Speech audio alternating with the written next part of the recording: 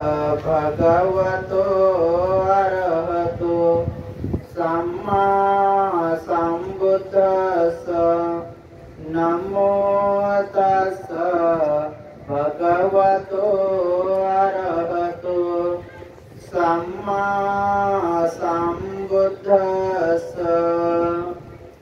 महाकारुणिक देवांचे आणि मनुष्याचे शास्त्र तथागत सम्यक संबुद्ध तथागतांचा सद्धम्म तथागतांचा पावन पवित्र भिक्खू संघ सर्वश्रेष्ठ अशा ह्या तीन रत्नांना प्रथम तिरवार अभिवादन।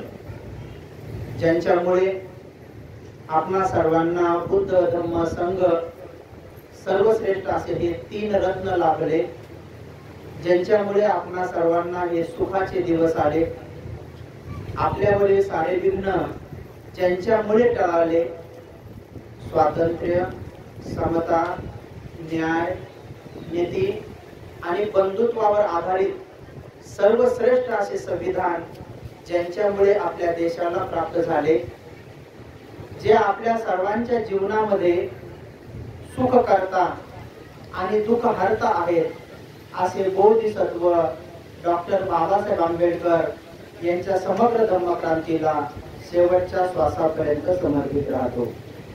आजच्या या मंगलमय दिनी पवित्र अशा तथागतांच्या मूर्तीची प्रतिष्ठापनेच्या प्रसंगी सन्मानपूर्वक आमंत्रित केलेले पूज्य डॉक्टर प्राध्यापक भिक्खू एम सत्यपाल महातेरो, पूज्य भिक्खू सुभद्र बोधी थेरो, पूज्य भंते प्रज्ञा बोधी, पूज्य भंते प्रज्ञा वंश, या सुंदर आणि पुण्यमय कार्यक्रमाचे सर्व आयोजक, आयोजिका, संयोजक, संयोजिका, दानदाते, दानदात्या, महिला मंडळ, पंचशील महिला मंडळ आणि सर्व गावकरी, पालक तथा बालिकांना, जसं परिवारामध्ये सगळे घरातले लोक एकमेकाचं हित पाहून एका दिवशी चर्चा करतात, आपल्या घरामध्ये कोणत्या कोणत्या गोष्टी आपण केल्या पाहिजे आणि कोणत्या गोष्टी नाही केल्या पाहिजे। तर घरातले समजदार व्यक्ती आवर्जून असमजदाराला समजून सांगतात।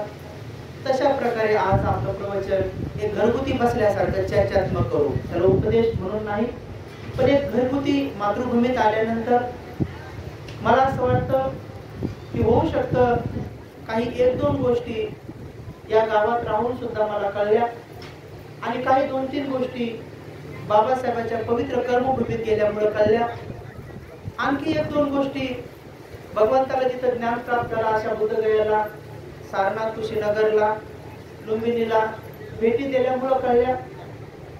आणखी एक दोन गोष्टी बाबांचे धर्मग्रंथ भगवंताचं त्रिपिटक वाचल्यामुळे कळल्या। आणखी दोन तीन गोष्टी वेगवेगळे महान भक्तीची जे खूप तपलेले आहेत, बाबासाहेबांसोबत राहिले, बाबासाहेबांना दीक्षा दिली, अशा भंतेजीचं दर्शन घेतल्यामुळे दोन गोष्टी कळल्या। ज्यांनी संपूर्ण जगामध्ये विपස්සना पाठवली अशा गोयंका गुरुजी सोबत मला 4 वेळेस भेटता आलं, त्यांच्यासोबत चर्चा करता आली, त्यामुळे आणखी एक दोन गोष्टी कळल्या।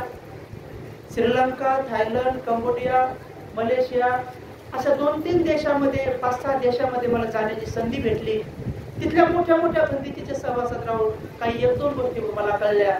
तर अशा ह्या ज्या 2-2, 4-4 गोष्टी मला कळल्या, त्यातल्या काही गोष्टी मी तुम्हाला सांगतो, तुम्ही एका पद्धतीचा ऐका।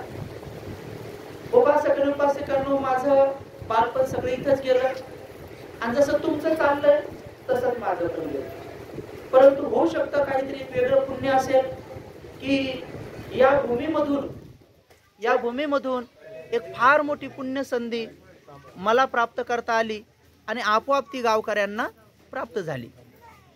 पुढं वाचत गेल्यानंतर कळलं की अरे आपलं गावच पुण्यवान नाही तर हा सगळा जिल्हाच पुण्यवान आहे। कारण इथं भूमला आता एक फार मोठं नगर सापडलं आणि त्याचं उत्खनन होत त्याची चर्चा आता युनोपर्यंत गेली। भूमचा स्तूप सापडलेला आहे जो बुलढाणा जिल्ह्यामध्ये आहे आणि तो भूमचा स्तूप, त्याची चर्चा सगळ्या जगाचं नेतृत्व करणारी एक युनो नावाची संघटना आहे, तिथपर्यंत त्याची चर्चा गेली आणि खूप मोठंचे मोठं नगर जमिनीखाली होतं. आता सगळे गावं आणि स्तूपच्या स्तूप सापडू लागलेत. इथं बाजूलाच बुलढाणा जिल्ह्यामध्ये ते भूम आहे. इतिहासकारांनी शोध केला आणि लक्षात आलं की सर्वात जास्त बौद्ध धर्माचा प्रचार बुद्ध काळामध्ये या बुलढाणा जिल्ह्यामध्ये झाला होता. हे अपभ्रंश म्हणून याचं नाव बुलढाणा ठेवलं, परंतु याचं खरं नाव बुद्ध ठाणा होतं म्हणतात. त्यामुळे लक्षात आलं की अरे होऊ शकतं की आपल्याला ती संधी का प्राप्त झाली. आपले आजोबा म्हणा, आपले पंजोबा म्हणा, आपले खापर पंजोबा म्हणा, कोणी ना कोणीतरी अनंत भिक्षूंच्या सहवासात राहिला असेल. त्यांनी तर आजूबाजूला कुठेतरी काही बांधलं असेल, काहीतरी बनवलं असेल. आणि मग इतिहास पाहता पाहता मी अनेक ग्रंथ वाचल्यानंतर लक्षात आलं की सर्वात जास्त या बुलढाणा जिल्ह्यामधून बौद्ध भिक्षू झालेत. सध्या पण वर्तमानामध्ये सर्वात जास्त भिक्खू संघामध्ये भिक्षू बुलढाणा जिल्ह्यातले आहेत. सर्वात जास्त बुलढाणा जिल्ह्यातले भिक्षू आहेत. बाजूलाच अंडेरा नावाचं गाव आहे, तिथं मी 8वी ते 10वी पर्यंत शिकलो. आमच्या पूज्य भिक्खू संघामध्ये सर्वोच्च पदावर महाराष्ट्र भिक्खू संघाचे अध्यक्ष असलेले सन्माननीय बोधिपावलो भंतेजीचे ते जन्मगाव आहे. त्याचा जन्म तिथं झाला. या बुलढाणा जिल्ह्यातून अनेक भिक्षू झाले. विनय वात्सल्यन भंतेजी जे पक्ष्यांची भाषा पण ओळखत होते, पक्षी काय बोलतात हेही कळत होतं त्यांना. एवढ्या मोठ्या पदापर्यंत लेणीवर राहून जे भंतेजी राहिले ते विनय वात्सल्यन भंतेजीचा जन्म पण बुलढाणा जिल्ह्यातला आहे. म्हणून उपासक उपासिकांनो, आपण अगोदरच पुण्यवान लोक आहोत, पण मधल्या काळामध्ये काही लोभ उत्पन्न झाला, काही मान सन्मान उत्कर झाला, आदर सत्कार उत्पन्न झाला, तर आपल्यातल्या चांगल्या गोष्टी आपण विसरून जातो. मी पण हळूहळू, मला पण इतक्या लवकर काही गोष्टी कळल्या नाही. मला ज्या आता गोष्टी कळल्यात त्या पहिल्या नवीन भंतीत झालो तेव्हा नाही कळल्या. नवीन शिकायला गेलो तेव्हा पण नाही कळल्या. जेव्हा मी औरंगाबादला शिकायला गेलो, पहिल्यांदाच माझा पेपरला फोटो आला. पहिल्यांदाच पेपरला फोटो आला. तो पेपर मी 5 वर्ष जपून ठेवला. 5 वर्ष जपून ठेवला, 10 वर्ष जपून ठेवला. मला सारखं कोणी नाही विचारलं तर मी सांगायचो की माझा पेपरला फोटो आला. कोणी नाही विचारलं तर बरेच विषय काढायचो आणि मग सांगायचो पेपरला फोटो आला. पण फोटो बी कसा आला होता, नुसतं डोकं चाललं होतं, तोंड आलंच नव्हतं. विचार करा माणसाला अहंकार गर्व हा कसा असतो की माझा चेहरा बी दिसत नव्हता. मी उपोषणाला बसलो होतो नामांतराच्या. 14 लोकांमध्ये मी एक होतो, सर्वात लहान. 11वीला होतो तेव्हा मी पण उपोषणाला बसलो होतो. आणि त्या 14 मध्ये माझं फक्त डोकं चाललं होतं, फक्त खाली नाव आलं होतं. तो पेपर मी 10-15 वर्ष जपून ठेवला. मला माहित आहे की थोडं मान सन्मान आदर सत्कार छोटा मोठा भेटला तर माणसं कसे विसरून जातात किंवा मायबापाला सोडून देतात किंवा घराच्या बाजूला मायबापाला दूरही ठेवतात. आणि ज्यांनी पोटात वागवलं, 9 महिने 9 दिवस पोटात ठेवलं, ज्यांनी अंगावरचं दूध पाजलं, लहानचं मोठं केलं, आणि एवढंच नाही तर आपल्याला सगळ्या संकटातून ज्यांनी वाचवलं, त्या मायबापाला संकटात टाकणारे किती मुलं मुली मी पाहिले. नावानिशी सांगू शकतो माझा इथे जन्म झाल्यामुळं. त्यामुळं या सगळ्या गोष्टी का विसर पडतो, काय कारण आहे. माझे लहानपणचे मित्र पण लग्न होण्याच्या अगोदर आम्ही त्या कट्ट्यावर बसायचो. मी दिनकरला नेहमी प्रश्न विचारायचो. तेव्हा त्याचं पण लग्न नव्हतं झालं. तेव्हा आम्ही दोघं थोडे चांगले मित्र होतो. रमा असेल, मी असेल, सगळे मित्रच होतो, संजू असेल. तर जेव्हा कट्ट्यावर बसायचो तेव्हा मी नेहमी त्यांना पहिला प्रश्न विचारायचो की म्हटलं यार लग्न झाल्यावर मायबापाला काम सोडून जातात. दिनकरला विचारायचो, तो आता त्याला विचारायचो काम सोडून जात, म्हणलं काय कारण काय आहे, मायबापाला सोडून का जातात म्हणलं लग्न झाल्यावर, काय कारण आहे. ती म्हणे हो यार काहून काय माहित. तो मी म्हणायचा की काहून सोडून जातात माहित नाही. आता माझं लग्न नाही झालं मला काही माहित नाही काहून जातात, पण तुमचे लग्न झाले त्यामुळं तुम्हाला माहित आहे की तुम्ही काहून सोडून जाता. पण तुमच्यापेक्षा चांगलं मला माहित आहे की तुम्ही काहून सोडून जाता. मायबापाला सोडून जाण्याचे कारण मला कळलेले आहेत. काय कारण आहे. मी माझे मायबाप भिक्षू झाल्यावर पण नाही सोडले. अरे ज्या मायबापाला भगवान बुद्धांनी ब्रह्मा म्हटलेला आहे, एक ब्राह्मण जेव्हा भगवान बुद्धाकडे आला तेव्हा तो ब्राह्मण म्हटला की हे तथागता तुम्ही ब्रह्माचं दर्शन केलं का. त्यावेळेस भगवान खूप करुणे म्हटले, हे ब्राह्मणा तू ब्रह्माचं दर्शन केलं का. तुम्ही ब्राह्मण ब्रह्माला उच्च समजता. ब्रह्माच्या दर्शनासाठी पृथ्वीवर तुम्ही सकाळ संध्याकाळ भजन म्हणता, सकाळ संध्याकाळ जागरण करता, भारूड करता, मध्ये मध्ये सप्ताह करता, नाना प्रकारच्या पंक्ती उठवता, तुमचं अंतिम ध्येय असतं आत्म्याचं दर्शन, परमात्म्याचं दर्शन आणि त्या ब्रह्माचं दर्शन झालं पाहिजे. तर हे सद्गृहस्था, हे ब्राह्मणा, तू त्या ब्रह्माचं दर्शन केलं का? त्यावेळेस तो म्हटला, नाही भगवान, मी त्या ब्रह्माला नाही पाहिलं. तुझ्या वडिलांनी पाहिलं का?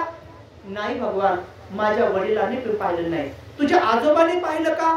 नाही भगवान, माझ्या आजोबांनी पण पाहिलं नाही. तुझ्या पंजोबांनी पाहिलं का? खापर पंजोबांनी पाहिलं का? तो नाही नाही म्हणत गेला. त्यावेळी भगवान म्हणाले की हे ब्राह्मणा, मी मात्र ब्रह्माचं दर्शन घेतलं आहे.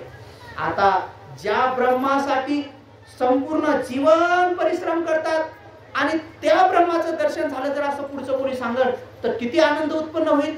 अरे त्या ब्रह्माचं दर्शन तुम्ही केलं. मग ते म्हणतात, सांगा ना भगवान, ते ब्रह्मा कसा आहे? सांगा ना भगवान, तो ब्रह्मा कसा दिसतो? सांगा ना भगवान, त्या ब्रह्माचे गुण काय आहेत? तेव्हा भगवान म्हणतात, ए ब्राह्मणा, तो ब्रह्मा मी पृथ्वीवरच पाहिला, कारण त्या ब्रह्मामध्ये अनंत करुणा आहे.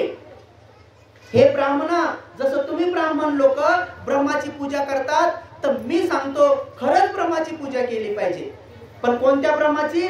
ज्या ब्रह्मामध्ये अनंत करुणा आहे, अनंत मैत्री आहे, अनंत मुदिता आहे, अनंत उपेक्षा आहे. हे 4 गुण ज्या ब्रह्मामध्ये भरलेले असतात, त्या ब्रह्माची पूजा कोणीही करायला पाहिजे. पण हे ब्राह्मणा, या 4 गुणांनी परिपूर्ण असा ब्रह्मा तू पाहिला नाही. तुझ्या बाबांनी पाहिला नाही, आजोबांनी पाहिला नाही, कोणीच पाहिला नाही. पण मी तसा 4 गुणांनी परिपूर्ण असलेला ब्रह्मा पाहिला. तर मग तो म्हणाला, भगवान कोण आहे तो ब्रह्मा? तेव्हा भगवान बुद्ध पाली भाषेमध्ये म्हणतात, माता पितरोती ब्रह्मा, माता पितरोती ब्रह्मा. अरे मायबाप हेच ब्रह्मा असतात. कारण मायबापामध्ये आपल्या लेकरांबद्दल अनंत करुणा असते, खूप करुणा असते. आपल्या लेकरांनी दिवसभर किती वेळ जरी खायला मागितलं तरी ते मायबाप देतात. त्या लेकरांनी किती वेळ जरी निष्ठा केली, ते लेकरू किती वेळ जरी पिलकलं तर ती आई त्याची विष्ठा काढण्यासाठी कधीच कंटाळा करत नाही. ते दिवसभर जरी बकलं अंगावर तरीही ती आई कधीच त्याचा कंटाळा करत नाही. त्या लेकरांनी वाटेल ते काम केलं तरी त्या आईला करुणाच उत्पन्न होते. दुसऱ्याच्या लेकरांनी करू द्या, करुणा उत्पन्न होत नाही. आपल्या लेकरांनी करू द्या, करुणाच उत्पन्न होते. जेवता जेवता जेवता जेवता जर बाजूला लेकरू पिळकलं तर ती आई जेवण सोडून देऊन त्या लेकराची पहिली कंबर धुते. कारण त्या आईला आपल्या लेकरांबद्दल अनंत करुणा उत्पन्न होते. पण दुसऱ्याचं लेकरू जर बाजूला पिळकलं तर नाक दाबून म्हणते, बाय हो चलो लय वास आला, फेक तिकडे म्हणते. जस काय यायचं लेकरू शेंट पिळकले, यायचं म्हणजे दुर्गंध, यायचं म्हणजे परफ्यूम. तर स्वतःच लेकरू जर पिळकलं तर लय बरं वाटतंय. अहो स्वयंपाक करता करता पिठात जर लेकरू मुतलं तरी जुन्या महिला ते पीठ फेकून देत नव्हत्या. ते म्हणायचे, माय नाही कोण खाल्लं तर ही भाकर मी खाईन. अरे कितीतरी वेळस लघवी केल्यानंतर त्या लघवीचे थेंब जरी पिठात पडले तर अनेक मावले असे आहेत की करुणा असते त्यांना आपल्या लेकराबद्दल, त्या लेकरावर ते करुणा करतात आणि त्या पिठाच्या भाकरी ते खातात. एवढंच नाही, आई जर कुठल्या कामात असली, आई बिचारी कुठल्या कामात असली किंवा चुकून धुणं धुवायला गेली आणि घरी येईपर्यंत लेकराने मोठा पराक्रम करून ठेवला, लेकराने मोठा पराक्रम करून ठेवला, सगळ्या घरात पिळकून ठेवलं आणि नंतर सारवून ठेवलं, तोंड भरून ठेवलं, एवढा सगळा पराक्रम केला. आणि जशी बिचारी धुवून आली आणि ही तिच्याकडे पाहून हसू लागली तरी तिला राग नाही येत, तरी ती धुती त्याला सगळे धुती. एवढा पराक्रम केल्यानंतर सुद्धा त्या आईला करुणाच उत्पन्न होते, करुणाच उत्पन्न होते. म्हणून आई वडिलांचं जर वर्णन केलं, एवढं वर्णन केलं तर त्यांच्यासारखी करुणा या संसारामध्ये जो कोणी ब्रह्मा असेल त्या ब्रह्मामध्ये जो गुण आहे तो गुण मायबापात आहे. त्यांच्यामध्ये अनंत करुणा आहे, अनंत मैत्री आहे, अनंत मुदिता आहे, अनंत उपेक्षा आहे. उपेक्षा म्हणजे काहीही अपेक्षा नाही. कोणतेही मायबाप धोका देताना लिहून ठेवत नाहीत की हे बाळ मी तुला एवढे धोके दिले, हे बाळ मी तुला एवढ्या वेळेस घास भरवले, हे बेटा मी तुला एवढ्या वेळेस चुरून दिलं, हे बाळा मी तुझी एवढ्या वेळेस विष्ठा काढली, लघवी काढली, तुझी उलटी मी एवढ्या वेळेस भरली. कुठलेही मायबाप लिहून ठेवत नाहीत. लग्न झाल्यानंतर जर सून आल्यानंतर जर यदा कदाचित त्यांना बाजूला जरी ठेवलं तर ते मायबाप कधीही तक्रार करत नाहीत. असं म्हणत नाहीत की जेवढे मी तुला झोके दिले तेवढे झोके माझे मला दे, मग बाहेर निघ. जेवढ्या वेळेस मी तुझी विष्ठा धुतली बस तेवढ्या वेळेस माझी विष्ठा तू धु आणि मग बाजूला निघ. जेवढ्या वेळेस मी तुला चुरून खाऊ घातलं तेवढ्या वेळेस मला चुरून खाऊ घाल आणि त्याच्यानंतर मग तू बाजूला निघ, असं कधीच म्हणत नाही. कारण ती सेवा करताना अपेक्षा न ठेवता सेवा करतात. एक एक दिवस नाही, 2-2 दिवस नाही, पोटामध्ये 9 महिने 90 दिवस तर सांभाळतात. पण 2-3 वर्षाचं लेकरू जोपर्यंत चालण्याजोगं होत नाही तोपर्यंत ते आईच्या अवतीभोवतीच राहतं. एवढी करुणा, एवढी मैत्री, एवढा उपेक्षा भाव फक्त माय आणि बापामध्येच पाहायला मिळतो. म्हणून प्रत्येकासाठी आपले मायबाप हे ब्रह्मा समान असतात. हा, ते मायबाप दुसऱ्यासाठी ब्रह्मा नाही. कदाचित त्यांना दुसऱ्याचा राग येईल, कदाचित त्यांना दुसऱ्याचा क्रोध येईल, पण आपल्या लेकराबद्दल त्यांना कधीच राग येत नाही, कधीच द्वेष वाटत नाही, त्याची हानी व्हावी असं कधीच वाटत नाही. म्हणून एक ब्राह्मणा, मी पृथ्वीवरच ब्रह्मा पाहिला, माता आणि पिता. म्हणून उपासक आणि उपासिकांनो, माता पितांना सुद्धा लोक विसरून जातात. का? कारण ते संस्कार जर नीट कळले नाही, ते समजलं नाही, तर अनेक लोक ज्या चालत आलेल्या परंपरा आहेत तसेच वागतात. काही लोकांना छोट्या गोष्टी कळत नाहीत. तुम्ही रोज आरशात पाहता, परंतु या दोन्ही डोळ्यांनी, उघडे डोळ्यांनी एवढा मोठा संसाराचा आरसा आहे, या संसाराच्या आरशाला पण पाहिलं पाहिजे. तरुण पोरांनी आरशात आपले डोळे खूप चांगले आहेत आणि चांगले मेकअप करण्याजोगे आहेत, ॲप्रो पेन्सिल लावण्यासारखे आहेत, ओठ चांगले आहेत, लिपस्टिक लावण्यासारखे आहेत. हे तुम्ही वारंवार पाहता, तसं सुरकुत्या पडलेले म्हाताऱ्या बाईचे ओठ पण पाहिले पाहिजे, त्या आरशात पाहिलं पाहिजे आणि विचार केला पाहिजे का अरे एक दिवस या ओठाची अवस्था अशी होणार आहे. त्या म्हाताऱ्या आईच्या ओठाला किजवलं नाही पाहिजे. त्या म्हाताऱ्या आईची लाळ इकडे पडू लागली, त्या म्हाताऱ्या आईच्या डोळ्यात चिपडे इकडे तिकडे आहेत, ते आरसा आहे तुमच्यासाठी. त्या आरशाकडे पाहिलं पाहिजे की अरे एक दिवस माझ्या ह्या डोळ्याचे हेच हाल होणार आहेत, माझ्या नाकाची हीच दशा होणार आहे, अरे माझ्या ओठाची पण हीच दशा होणार आहे. याला म्हणतात तो मोठा आरसा पाहिला पाहिजे. कबर अशी वाकणार आहे, सगळे डोळे सफेद होणार, केस सफेद होणार आहेत, अंगावर सुरकुत्या पडणार आहेत आणि हाताची काठी घेतल्या जाणार नाही, स्वतः बसता येणार नाही, स्वतः उठता येणार नाही, स्वतः लग्नीला जाता येणार नाही, स्वतःच्या हाताने खाता येणार नाही, पराधीन व्हावं लागणार आहे, दुसऱ्यावर आश्रित व्हावं लागणार आहे. हे आपण तरुणपणातच पाहायचं आणि मग तेव्हा विचार करायचं की माझा आधार कोण बनल. कारण अनेक स्वतःच्या मुली सांभाळत नाहीत, पण मग कोण माझा मुलगा बनल, कोण माझी मुलगी बनल. मग तुम्ही चांगले कर्म तरुणपणातच करा की जेणेकरून मग तुमचा धम्माचा मुलगा बनल, तुमची धम्माची मुलगी बनल. आमच्याकडे आनंद मोदी नावाचे भंतीजी होते, ते 90-92 वर्षाचे होते. माझ्याकडे जवळजवळ 10 ते 15 वर्षे राहिले. त्यांची सेवा एखादा सक्का मुलगा करणार नाही एवढी सेवा आमचे हे 2-3 श्रामणेर. त्यांना आंघोळ घालून द्यायचे, त्यांचे नख काढून द्यायचे, त्यांना लग्नीला घेऊन जायचे, नंतर त्यांची विष्ठा पण काढायचे, त्यांना रोज चुरून बिरून द्यायचे. त्यांची एवढी सेवा. सकाळी 6-6:30 वाजता त्यांना नाश्ता द्यायचो, 11-11:30 त्यांना भोजन द्यायचं, त्यांना बरोबर संध्याकाळी 7 वाजता जेवण द्यायचं. एवढी सेवा उपासक उपासिकांनी केली जेवढी कोण्या सुनानं पण केली नसती. कशामुळं? कारण त्यांनी तरुणपणात त्यांनी बुद्धाला शरण गेले, धम्माला शरण गेले, संघाला शरण गेले. मला सांगा, या गोष्टीमध्ये जर मन गुंतलं तर मग चुगल्या करायला वेळ भेटत नाही, चुगल्या करायला वेळ राहत नाही. कारण तुम्ही जो वेळ तुमचा अभ्यासात घालायला पाहिजे, ह्या चिंतन मनात घालायला पाहिजे की माझं म्हातारपण कसं जाईल, माझ्या म्हातारपणामध्ये मला जे पचन ते कोण देईल. आता बघा, हे बाबा यांचे 2-2 लेकरं मुंबईला नोकरीला आहेत, तुम्हाला चांगलं माहित आहे. आता ते सुधारलेत बिचारे, आता त्यांच्यावर काय बोलावं, नाही तर बोललो असतो भरपूर. आता सुधारलेल्या माणसावर जास्त बोलू नाही, चांगलं नाही. तर बघा, ह्या बाबांना यांना 2-2 चांगले मुलं, चांगल्या नोकरीला मुलं, परंतु त्यांचे मुलं त्यांचं आयुष्य वाढवू शकले नाही. पण बुद्ध नावाचे पिता त्यांचं आयुष्य वाढवून दिलं, त्यांचं आरोग्य वाढवून दिलं, त्यांचं सुख आणि बल वाढवून दिलं. मी स्वतः या गावातून या झाडाचं पाणी काढून मी बाबासाहेबाचा पुतळा स्वच्छ करायचो 10वीला असताना, 9वीला असताना. बघा, म्हणजे एक छोटंसं पुण्य तुम्हाला कसं कामात येईल. मी लहान असताना याच मंदिरामध्ये एक भंतेजी आले होते. जेव्हा आम्ही लहान होतो, ते भंतेजी जेव्हा या विहारात आले होते, तर त्या विहाराच्या बाजूला ते आंघोळ करायचे, कारण इकडे बाथरूम पण नव्हत्या. ते उघड्यावर आंघोळ करायचे. तर आम्ही पोरं त्यांना बकेटने पाणी नेऊन द्यायचो. आमच्या मित्राची शर्यत लागायची की भंतेजीच्या पाठीला कोण हात लावून येतं म्हणून. त्या भंतीजीच्या पाठीला, भंतीजी खतरनाक होते, जरा डेंजर होते, कडक शिस्तीचे होते, कडक होते जरा. तर त्या भंतीजीच्या पाठीला हात लावून येण्याचं पुण्य, त्या भंतीजीला बकेटीत पाणी देण्याचं पुण्य, तेवढं छोटंसं पुण्य केलं. मग तुम्ही पण केलं, पण तुमचं का फळाला आलं नाही, माझं का फळाला आलं? काय कारण आहे त्याचं? कारण त्याचं कारण आहे, त्याचं कारण आहे. म्हणून सगळा गाव सुखी होऊ शकतो, सगळ्या गावातला एक माणूस सुखी होऊ शकतो. फक्त तुम्ही भगवान बुद्धांनी त्यांच्या भावांना जो उपदेश केला होता तो जर नीट ऐकला आणि तो तसा जर धारण केला तर घरामध्ये कधी वाद होत नाही, भांडण होत नाही, मग गावात भांडण होत नाही, मग समाजात भांडण होत नाही, मग समाजात होत नाही, आणि मग आपल्या आजूबाजूच्या खेड्यापाड्यात, जिल्ह्यात, तालुक्यात, राज्यात, देशात भांडण राहत नाही. इतके साधे सिद्धांत बुद्धाने सांगितलेले आहेत. भगवान बुद्ध भिक्षू झाले, त्यांच्या शाक्य कुळातून सुद्धा प्रत्येक घरातून एक मुलगा भिक्षू झाला. जेव्हा 7 वर्षानंतर कपिलवस्तूला गेले तेव्हा शाक्य लोकांनी ठरवलं की आपल्या भगवंताचा सन्मान कसा करायचा.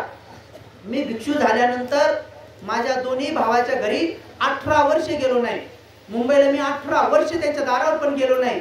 त्यांच्या मुंबईला गेलो पण त्या दोघांच्या घरी कधी गेलो नाही. जेव्हा त्यांच्यामध्ये सुधारणा झाली तेव्हा नंतर मला असं वाटतं एकदा का दोनदा त्यांच्याकडे गेलो. आई वारल्यानंतर त्यांच्यामध्ये खूप चांगली सुधारणा झाली. आता धम्माचं खूप चांगलं त्यांना कळायला लागलं. उपासक उपासिकांनो, धम्माच्या मार्गावर चालण्यासाठी कधी केव्हा कोण कल्याण मित्र बनल हे सांगता येत नाही. म्हणून तुम्ही नेहमी कल्याण मित्राच्या शोधात राहत जा. आणि भगवान बुद्धाने जो उपदेश त्यांच्या भावांना केला, तर कपिलवस्तूला जेव्हा गेले तेव्हा सगळ्या शाक्यांनी मीटिंग घेतली आणि म्हणाले भगवान बुद्धाच्या स्वागतासाठी कोणी फुलं उधळत आहेत, भगवान बुद्धाच्या स्वागतासाठी कोणी रेशम चिवर देत आहेत, भगवंताच्या स्वागतासाठी कोणी भिक्षापात्र देत आहेत, भगवंताच्या स्वागतासाठी कोणी नाना प्रकारचे हिरे मांदी कातरत आहेत, नाना प्रकारे स्वागत करत आहेत. आपण शाक्य लोकांनी काय केलं पाहिजे? आपल्या कुळातून ते भिक्षू झालेले आहेत, आपल्या गोत्रातून ते भिक्षू झालेले आहेत, सम्यक संबुद्ध झालेले आहेत. आपण कसं स्वागत करायचं? तेव्हा त्यांनी सगळ्यांनी एकमताने ठरवलं की आपण फुलं द्यायचे नाही, आपण त्यांना चिवर आदी नाही, आपण भगवंताचं स्वागत असं करू. आपण प्रत्येकाने आपल्या घरातून एक मुलगा भगवान बुद्धाच्या भिक्खू संघामध्ये सहभागी करू आणि असं बुद्धाचं स्वागत करू. बघा, त्या प्रत्येकाने आपला एक मुलगा दान केला. आणि ते काय साधे सुधे नव्हते, सगळे राजे होते. राजाने आपला एक पोरगा दान दिला. राजकुमाराला काही कमी नसती. राजकुमाराला सगळ्या गोष्टी प्राप्त असतात. त्यांनी आपला एक मुलगा भिक्खू संघात सहभागी केला. आणि शेवटी दोन भाऊ होते त्या महानाम आणि अनिरुद्ध. मग त्यांचा नंबर आला. त्यांच्याकडे सिद्धार्थ गौतमासारखी 100 एकर शेती होती. कारण त्यांचे वडील बी राजा होते. भगवान बुद्धाचे वडील महाराजा होते. शुद्धोधन राजा महाराजा होते. बाकी त्यांचे जेवढे भाऊ होते ते सगळे भाऊ जे होते ते बी राजा होते. पण जेव्हा महानाम आणि अनिरुद्ध या दोघांपैकी कोण भिक्षू होणार, तेव्हा महानाम म्हणे, हे अनिरुद्ध तू भिक्षू बन, मी घर सांभाळतो. तेव्हा अनिरुद्ध काय म्हटले, नाही दादा, तूच भिक्षू बन, मी घर सांभाळतो. तेव्हा मोठा भाऊ म्हणे, ठीक आहे, काय हरकत नाही, मग ये म्हणे इकडं.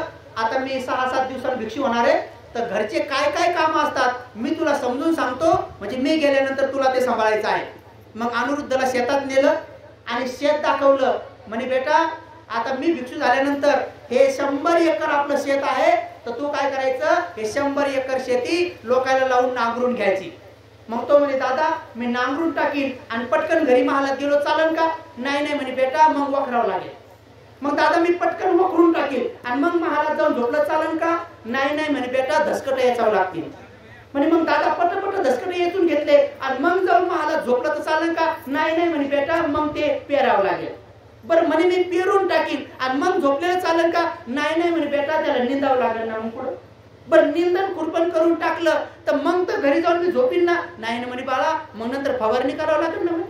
बरं म्हणे, एकटाच फवारणी करून टाकेल आणि मग तर मला झोपायला सुट्टी होईल ना. तर नाही म्हणे, फवारणी करशील त्याचं राखण कोण करेल म्हणे.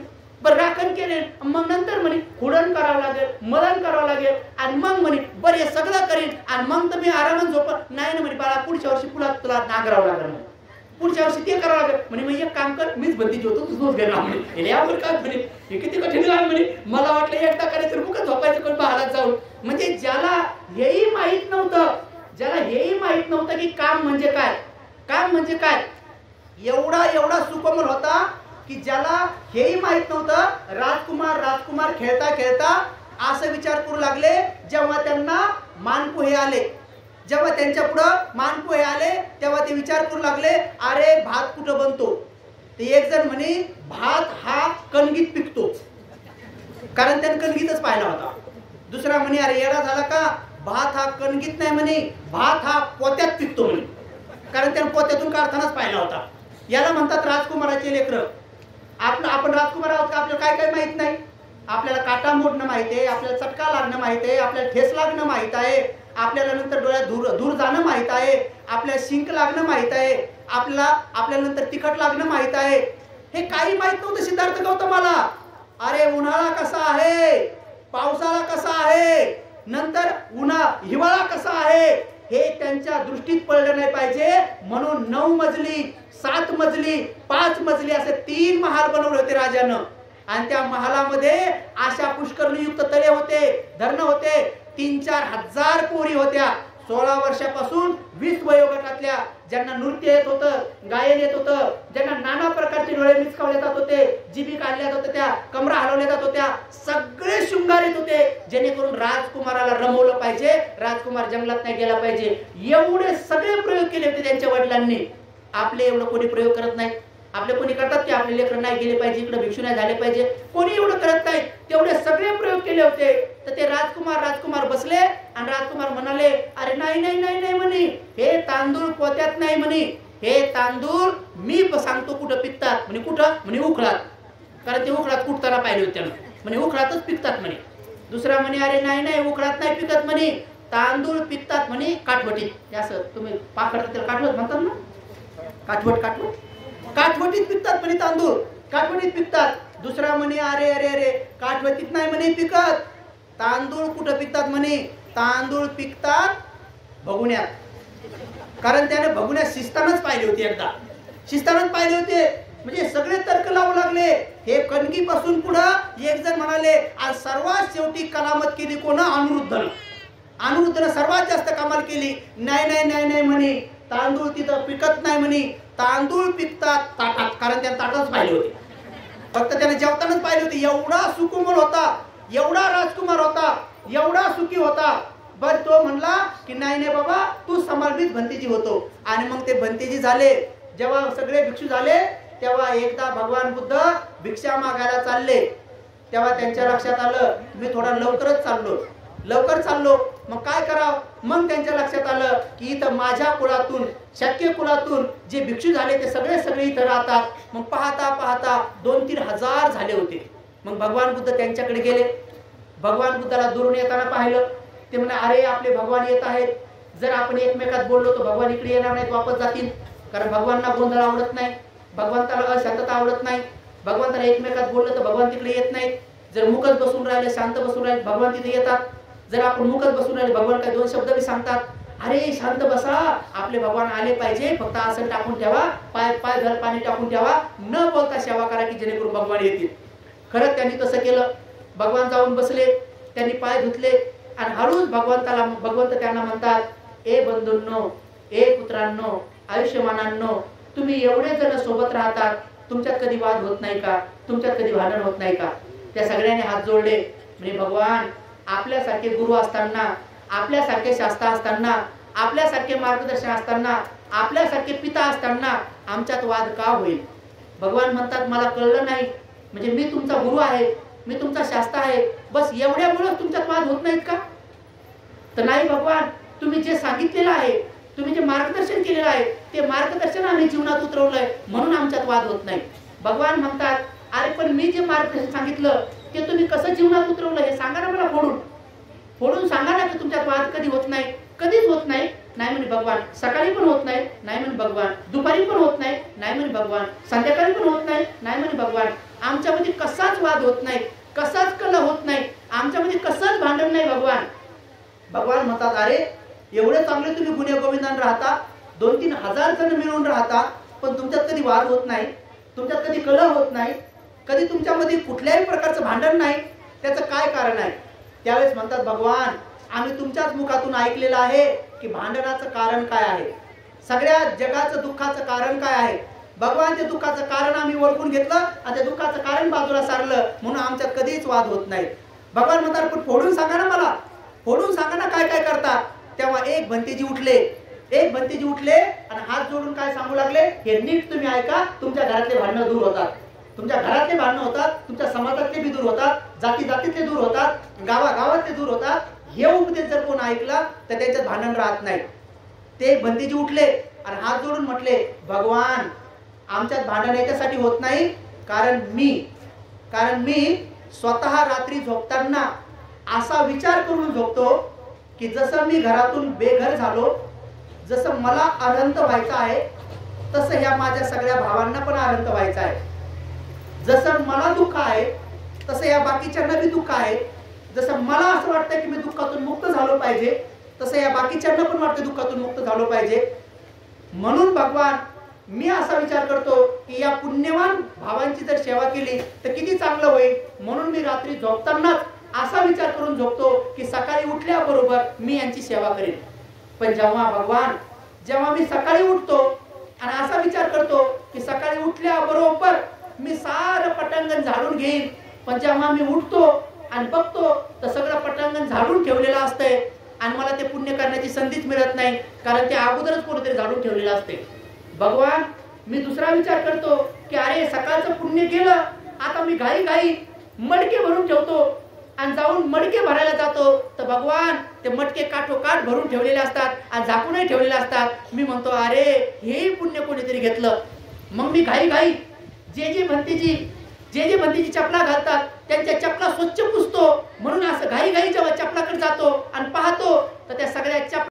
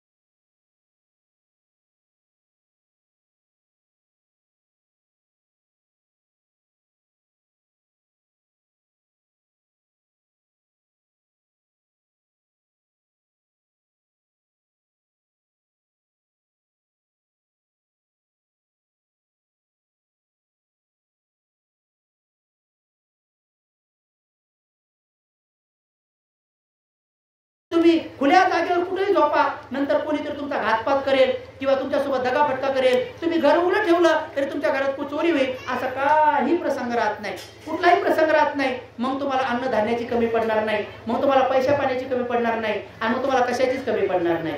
मी माझं स्वतःचं उदाहरण सांगतो. बाबासाहेबांची सेवा केल्याचं पुण्य, मायबापाची सेवा केल्याचं पुण्य, जेव्हापासून समजलं तेव्हापासून चांगलं वागण्याचं पुण्य. मला वाटतं लहानपणापासून चांगलंच वागलो. लहानपणी छोट्या मोठ्या चोऱ्या झाल्या, पण कोणत्या चोऱ्या झाल्या, तेच असे पेरू बिरू खायला, काय पपाया बिपाया चोर, टरबूज बिरबूज काय असं केलं, त्याच्याशिवाय दुसरं काय नाही केलं. आम्ही भुईमुगा शेंगा बिंगा चोरल्या, त्या टकरानं एक जण घरी आलो होतं, टकरानं घरी आलो होतं एक जण, त्याच्यावर लय आवड काम तेव्हापासून चोऱ्या बी करून टाकली. त्यामुळे एवढं ध्यानात ठेवलं पाहिजे की तेवढं लहानपणीचं सोडलं तर बाकी मात्र काही केलं नाही, पण ते पुण्यफळ आज कामात आलं, की ते पुण्यफळ एवढं चांगलं कामात आलं की आजच्या घडीला सुखाचे दिवस आले, आनंदाचे दिवस आले. एक टायमाचं भोजन करण्यासाठी सुद्धा भ्रांती असलेलं जीवन आता दूर गेलं, आणि बाबासाहेबांनी आपल्याला हे सुखाचे दिवस आणून दिले. म्हणून त्या बाबासाहेबाला कधी विसरलं नाही पाहिजे, बाबासाहेबाला कधी विसरलं नाही पाहिजे. बाबासाहेबांनी जो धम्म दिला त्या धम्माला पण कधी नाही विसरलं पाहिजे. आणि सगळ्या माणसासोबत माणुसकीनं वागलं पाहिजे, आपुलकीनं वागलं पाहिजे, बंधुभावानं वागलं पाहिजे. मला माहित आहे, चांगल्या पद्धतीने माहित आहे, आज ना उद्या, उद्या ना परवा प्रत्येक माणसाला होश येईल.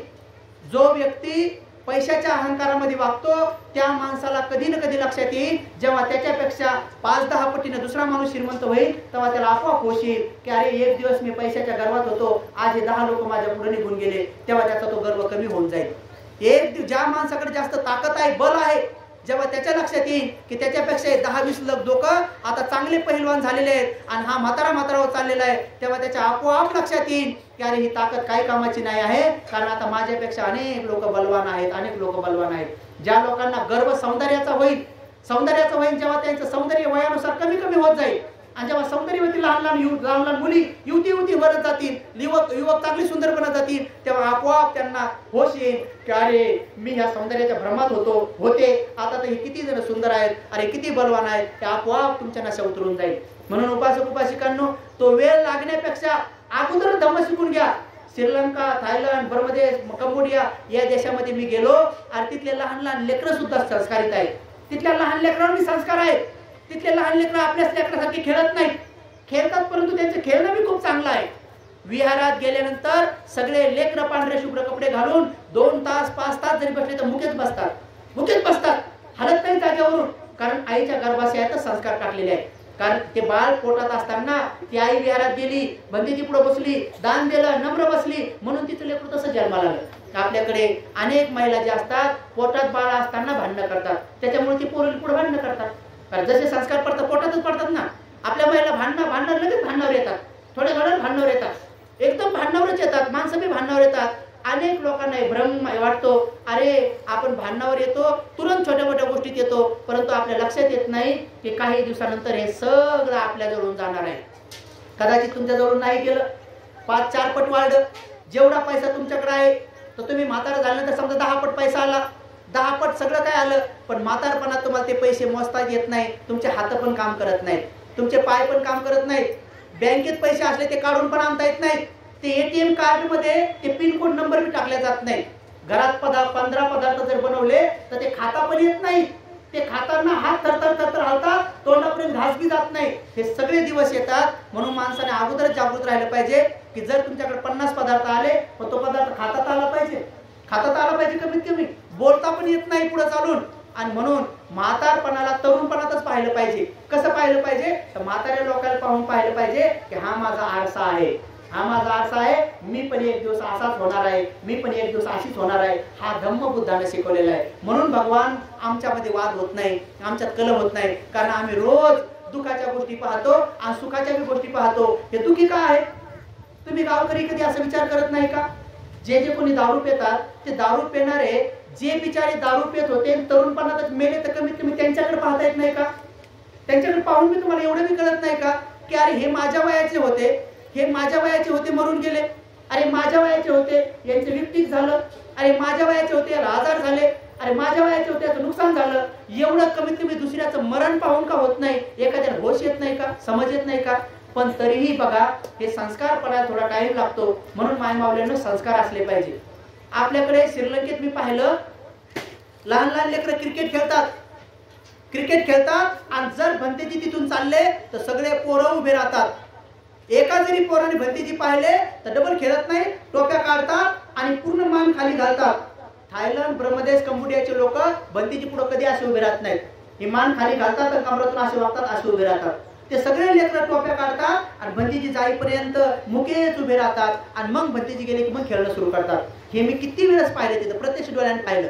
आपल्या देशात ते खेळणं बंद करत नाहीत, ते टोप्या तर काढत नाहीत, उलट आमच्या समोरच चेंडू मारतात आणि आम्हालाच म्हणतात भंतेजी तेवढा चेंडू फेकावं लागतो, काय करा इलाज नाही का, नाही फेकावं तर मग भंतेजी लई शाळे आम्हालाच म्हणतात तेवढा चेंडू फेकावं. त्या देशामध्ये बसमध्ये पहिले 2 सीट रिझर्वेशन असतात, तिथं राष्ट्रपती पंतप्रधानाला बसू देत नाहीत. किती चांगला देश आहे, तिथं लिहिलेलं आहे पूजनेसाठी आरक्षित, भंतेजीला 2 जागा आरक्षित असतात. म्हणलं 4 भंतेजी आले तर म्हणजे भंतेजी कायद्यानं 2 जागा आरक्षित आहेत आणि श्रद्धेनं सगळे बस आरक्षित आहे म्हणे. भंतेजीला कधी उभं करत नाहीत. जर दुसरे 2 भंतेजी आले मागचे 2 उठतात, आपोआप सगळे उठतात म्हणे. जेवढे भंतेजी आले आमच्या बसमध्ये कधी भंतेजी उभं करत नाहीत आणि जोपर्यंत भंतेजी खाली बसत नाही तोपर्यंत बस चालवण्याचा अधिकार नाही. जर भंतेजीला थोडा जरी झटका बसला तर त्या ड्रायव्हरचं लायसन आणि गाडीचं लायसन कायमचं जप्त होते म्हणे आमच्या देशात. आपल्या देशात भंतेजी पडले तरी डबल लायसन भेटले. भंतेजीच्या अंगावर गाडी गेली डबल लायसन भेटले. म्हणजे ज्या देशात बुद्ध जन्माला आले, ज्या देशात धम्म स्थापन झाला, ज्या देशात भिक्खू संघ स्थापन झाला, त्या देशात अजून 3 रत्न कळले नाही. आणि इथून 300 वर्षानंतर त्यांच्याकडे गेला, आणि 2300 वर्षापासून त्यांनी जसा आहे तसाच जतन केला. सोनं तसं टिकवलं, आपल्या टिकवता नाही आलं. आपण गुरुभूमी आहेत, आपण मातृभूमी आहेत, आपण धम्मभूमी आहेत, आपण तथागतांची ही पवित्र भूमी आहे. पण तरी अजून धम्म पाहिजे तसा जतन नाही करता आला. पण पुण्यवान आहात तुम्ही की भगवान बुद्धाचं रूप आपल्या गावात आणलं. बघा तुम्ही मागच्या वर्षी तुम्हाला जेवढं उत्पन्न झालं असेल गावकऱ्यांना, तुमच्या उत्पन्नात वाढ होती की नाही बघा. सगळ्या गाववाल्यांची वाढ होते. जे लोक या पुण्यात सहभागी आहेत त्यांच्या उत्पन्नात वाढ होते, त्यांच्या आरोग्यात वाढ होते बघा, त्यांच्या मान सन्मानात वाढ होते, सगळ्या गोष्टीत वाढ होते. फक्त तुम्ही अंतःकरणातून श्रद्धेने या गोष्टी करा. हे मी स्वतः प्रत्यक्ष पाहिलेलं आहे, मी स्वतः प्रत्यक्ष केल्या ह्या गोष्टी. मी भिक्खू संघाला सारखं दान देत राहतो, सारखं पुण्य करत राहतो. नेहमी बाबासाहेबाच्या 6 डिसेंबरच्या नावानं मी 500 भिक्षूंना, 200 भिक्षूंना औरंगाबादला आमंत्रित करतो. सगळ्यांना जीवनदान, भिक्षापत्र दान, दवादान, जे दान करता येईल. किती भिक्षूंना मी कूलर दान केले, पंखे दान केले, कपाट दान केले, त्यानंतर गिझर दान केले, काय दान केलं, खूप दान केलं. बघा एक वेळेस 1 रुपया जवळ नसायचा, पैसे नसायचे. आज मी हजारो लाखो भिक्षूंना किती जरी दान केलं तर पैशाची कमी पडत नाही. हे मी याच्यासाठी सांगत आहे कारण मी तुमच्यातून गेलो. लहानपणी जेव्हा आम्ही जेवायला बसायचो ना, आकाशातून खटुलं चाललं तर आम्ही सगळे पोरं या पाकाने खालीच येऊन खटुलं म्हणायचो. खटुलं चाललं म्हणायचं. सगळे मित्र म्हणायचे खटुलं चाललं. पण मी लहानपणी तेव्हा बी म्हणायचो, मित्रांच्या लक्षात असून तासन, पण मी तेव्हा लहानपणी म्हणायचो की एकदा होत त्या खटुल्यात बसीन. मी त्या खटुल्यामध्ये 250 वेळेस बसलो मी त्या विमानात. विचार करा की मी हे तुम्हाला गर्वाने सांगत नाही, मला माहित आहे की माझं ऐकून कोणी ना कोणीतरी निघावं इथून बाहेर. त्यांना मी विचार करावं की अरे मी पण मायबापाची सेवा करीन, मी पण गावात कोणासंग भांडण करणार नाही, मी पण पार्टिशनचा मनात विचार करणार नाही, मी माझ्या बाजून हात जोडीन, मी माझ्या बाजून माफी मागीन, मी माझ्या बाजून क्षमा करीन. बघा तुम्ही करून तुम्हाला कशाची कमी पडणार नाही. मी 7 देशात जाऊन आलो. मला बघा ती स्कॉर्पिओ गाडी पण दान दिली, जवळजवळ ती 12 लाखाची गाडी दिली, ही समोरची 25 लाखाची गाडी दान दिली. या पूर्ण महाराष्ट्रातून लोकांना मला 2 गाड्या दान दिल्या. एवढंच नाही, काल बुद्ध पौर्णिमा होती. बुद्ध पौर्णिमा मी नुसतं बसल्या जागेवर मला कमीत कमी 1.5 लाख रुपये दान आले. 1.5 लाख रुपये दान पाठवलं मला महाराष्ट्राच्या लोकांनी. एवढा विश्वास आहे लोकांचा माझ्यावर. कारण मी आता लवकरच इंग्रजी माध्यमातली शाळा सुरू करणार आहे. माझी लवकरच शाळा सुरू होणार आहे की जेणेकरून गरिबाच्या सगळ्या लेकरांना मी फ्री शिक्षण देणार आहे. मी लवकरच दवाखाना काढणार आहे. मी लवकरच जे म्हातारे कोतारे लोक आहेत त्यांच्या राहण्या खाण्यापिण्याची व्यवस्था करणार आहे. जर आपल्या गावात कोणी म्हातारे कोतारे असतील तर माझं सुरू होतो सांभाळा जर त्यांना, नंतर मीच घेऊन जाईल त्यांना. नंतर तुम्हाला सांभाळायची गरज पडणार नाही. कारण जसे आपले मायबाप आहेत तसे असंख्य मायबाप आहेत, असंख्य लोक आहेत की ज्यांना एक टायमाचं भोजन पण मिळत नाही, त्यांचे लेकरं बाळ त्यांना सांभाळत नाही. ही दया, ही मैत्री, ही करुणा कधी येते? जेव्हा बाबासाहेबांचे नाना प्रकारचे ग्रंथ वाचले, बुद्धाचं ध्यान केलं, बुद्धाच्या मार्गावर चालले की आपोआप येतं. मला पण वारंवार वाटतं की माझ्या मातृभूमीमधून सुद्धा ज्यांना ह्या गोष्टी नाही त्यांना मी सगळ्या गोष्टी देईन. फक्त तुमच्यावर संस्कार असले पाहिजे. माझी इच्छा होती की सर्वात अगोदर मी पाडळीतल्या पोरांना ऍडमिशन देईन. पण माझ्या मनात असं आलं की नाही, सर्वात शेवटी तुम्हाला ऍडमिशन देईल. कारण तुमच्यामध्ये जर चुकून पार्टिशन पाडणारे एखादं लेकरू तिकडे आलं, तुमचं पाहून जर त्याच्या डोक्यात असलं तर ते तिथे येऊन पार्टिशन पाडेल. त्याच्यामुळे तुम्हाला सर्वात शेवटी ऍडमिशन भेटणार आहे. आणि जर तुमचं पार्टिशन लवकर संपलं तर तुम्हाला सगळ्यात अगोदर ऍडमिशन मिळेल. कारण होऊ शकतं की ती माझी शाळा पूर्ण महाराष्ट्रभर, सगळ्या भारतभर लवकरात लवकर नावारूपाला येईल. कारण मी तिथं जे प्रशिक्षण देणार आहे तिथं मी 7 भाषा शिकवणार आहे. 7 भाषा शिकवणार आहे. त्यांना चायनीज शिकवणार आहे, जपानीज शिकवणार आहे, थाई शिकवणार आहे, बर्मी शिकवणार आहे, सिंहल शिकवणार आहे, पाली शिकवणार आहे, इंग्रजी शिकवणार आहे. आणि एवढंच नाही, त्यांना कुंफू, कराटे, मार्शल आर्ट, लाठी काठी, तलवारबाजी हे सारं प्रशिक्षण देणारे माझे मित्र किंवा जे लोक माझे देश विदेशात आहेत ते सगळे मी त्या शाळेत आणणार आहे. इंग्रजी माध्यमातली शाळा असणार आहे आणि ते सारं फ्री मध्ये असणार आहे. विचार करा, एवढा सगळा पैसा समाज देतो. मी अवघ्या 1 रुपयापासून सुरुवात केली. महाराष्ट्रातल्या सगळ्या लोकांना म्हटलं, अरे मला फक्त 1 रुपया दान द्या आणि मुठभर धान्य दान द्या. तर महाराष्ट्रातून हजारो लाखो लोक माझ्या संग जुटले. मी औरंगाबादला 27 लाख रुपयाचा पगडा बनवला. अनेक जण आले होते, तुम्ही सगळ्यांनी बघितलं असेल. मला 1 किलो सोनं दान दिलं लोकांनी. मी हे का सांगत आहे, कशासाठी सांगत आहे? कारण या मातीतून ज्यांना 1 टायमाचं जेवण भेटत नव्हतं, त्यांनी फक्त आणि फक्त भगवान बुद्धावर श्रद्धा ठेवली, नीतिमत्ता ठेवली. भगवंताने सांगितलं शील पालन केलं, भगवंताने सांगितलं त्याच मार्गाने चाललं, भगवंतांच्या मार्गाने नका जाऊ सांगितलं त्या मार्गाने गेलो नाही, बाबासाहेबांनी सांगितलेल्या 22 प्रतिज्ञा कटाक्षाने पालन केल्या, तर त्याचे हे फळ आहेत. म्हणून उपासकांनो, जेव्हा काही दिवसापूर्वी माझा मोठा भाऊ जेव्हा भिक्षू झाला, बाबाची सेवा करण्यासाठी आला, तेव्हा नंबर 2चा भाऊ, त्यालाही सुट्ट्या होत्या, तोही 10 दिवसासाठी आला. तेव्हा मी श्रीलंकेत होतो. जेव्हा ते दोघं भाऊ भिक्षू झाले थोडे दिवस, तेव्हा मी आलो. ते सगळे चिवरात पाहून मला खूप चांगलं वाटलं. अरे वा म्हटलं, एक सगळे या म्हटलं. ते आज हळू सगळे या म्हटलं. जेव्हा त्याचं 10 दिवसांचं चिवर काढलं, 10 दिवसासाठी आला होता, जेव्हा मध्य भावाचं चिवर काढलं, तेव्हा मोठ्या भावाकडे गेला आणि त्या मोठ्या भावाला विचारू लागला की आता मला काहीतरी सांग. तेव्हा मोठ्या भावाने त्याला एकच शब्द सांगितला फक्त, मी दुरून ऐकला. तो मोठा भाऊ त्या मधल्या भावाला म्हणत होता, अरे म्हणी मी मोठा आहे, तू मधवा आहे म्हणी, हा लहान आहे, आपण तिघं पण एका आईच्या पोटी जन्मलो म्हणी, आपल्या दोघांना कोण ओळखतं म्हणी, आणि ह्या भंतीजीला भारतात कोण ओळखत नाही म्हणे. बस तुला एवढं सांगतो म्हणे, आपल्या दोघांची ओळख भंतीजी मुलं आहे, तू चांगला वाग म्हणे, दारू पेन सोडून दे. आता माहित नाही त्याला सोडली का नाही म्हणून. मी कधीही माझ्या भावांना सांगितलं नाही तुम्ही दारू सोडा म्हणून, कारण मला माहित होतं आज ना उद्या ना परवा, केव्हा ना केव्हा तरी यांच्या लक्षात येईल की अरे कोणीतरी आहे की ज्यांना सगळा महाराष्ट्र फॉलो करतो, ज्यांना भारतातले सगळे लोक फॉलो करतात. भारतातले अनेक लोक माझ्या एका शब्दाला खाली पडू देत नाहीत. मी कितीतरी कोर्टात गेलेले भांडणं, नवरा बायकोचे भांडणं कोर्टात केलेत, पण मी विहारात सांगितल्यामुळे त्यांनी दोघांनी केस मागे घेतल्या. असे कितीतरी भांडणं मी कोर्टातून मागे आणलेत. मी कितीतरी गावातले भांडणं मिटवलेत, पण मी माझ्या गावात कधी सांगणार नाही म्हटलं आणि माझ्या घरच्या लोकांना कधी सांगणार नाही. त्यांनी माझं पाहून शिकलं पाहिजे. त्यांना सांगण्याची गरज नाही पडली पाहिजे. त्यांना का सांगायची गरज पडली पाहिजे? त्यांनी का शिकू नये, त्यांनी पाहून का शिकू नये. म्हणून मी माझ्या भावांना, नातेवाईकांना कधी शिकवलं नाही, त्यांच्या दारावर पण केलं नाही. त्यांना नंतर पाहून शिकलं, ऐकून शिकलं की सगळे दुनियातले लोक दान करायला लागले. तेव्हा कधी हळूहळू मग तेही दान करायला लागले. माझ्या आईच्या अंगावर जे काही सोनं नाणं चांदी जे काही असेल बाबाने घेतलेलं, तिला मी नेहमी म्हणायचो की तू दान दे. तर ती म्हणायची आणखी काय दान द्यायचंय, शेतीचे पैसे घेऊन बसले सगळं केले, म्हणे काय दान द्यावं. तिचं बोलणं स्वभाव जरा डेंजर होता. तिच्या गळ्यात एक चक्र होतं. मी म्हटलं सगळे लोक सोनं दान करायला लागले, दे ना म्हटलं ते सोनं दान कर. सगळं दिलं, आता नाही देत म्हणे, सोनाने केलंय. म्हटलं कोण करो, दे ना म्हटलं. पण एक दिवस तिला काय झालं काय माहित, तिने सगळं काम पाहिलं आणि एक दिवस माझ्याकडे आली आणि मला म्हणे हात पुढं करा. मी हात पुढं केला, दणकन माझ्या हातावर ठेवलं आणि घ्या म्हणे. काय म्हणे चक्र दान तुम्हाला.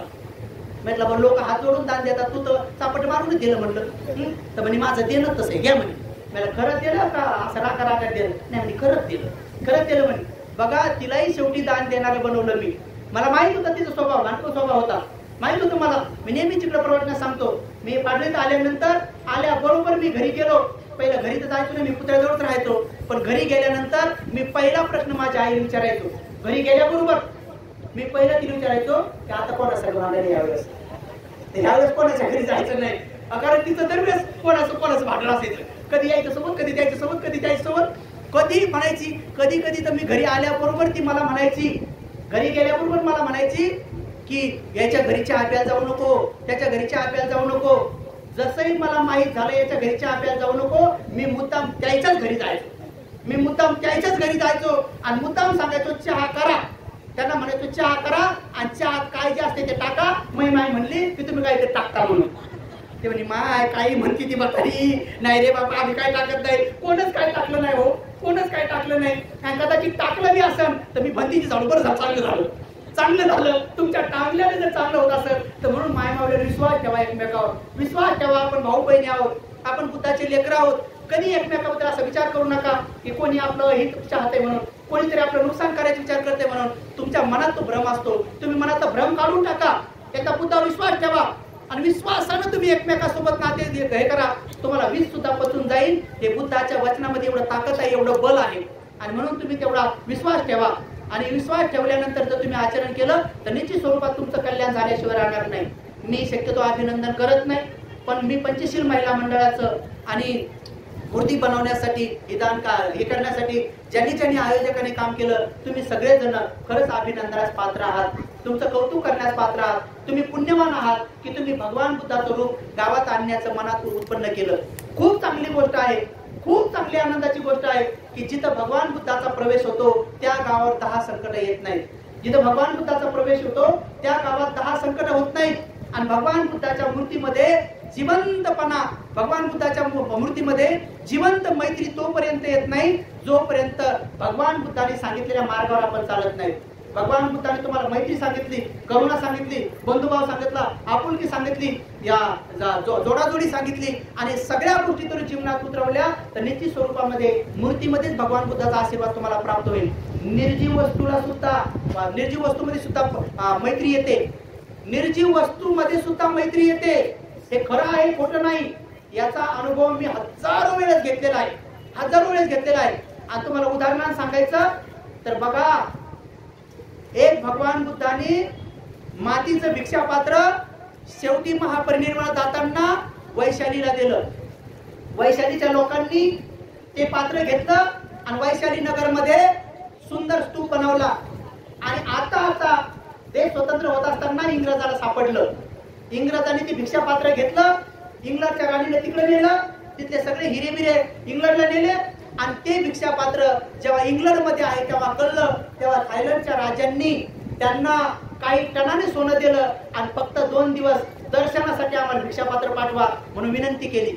सोन्याचा रथ सजवला आणि सगळ्या गावचे राजे महाराजे सगळे लोक दोन्ही साईडला रस्त्यावर उभे राहिले आणि भगवान बुद्धाच्या भिक्षापात्राचं फक्त दर्शन घेण्यासाठी लोकांनी रांग केली.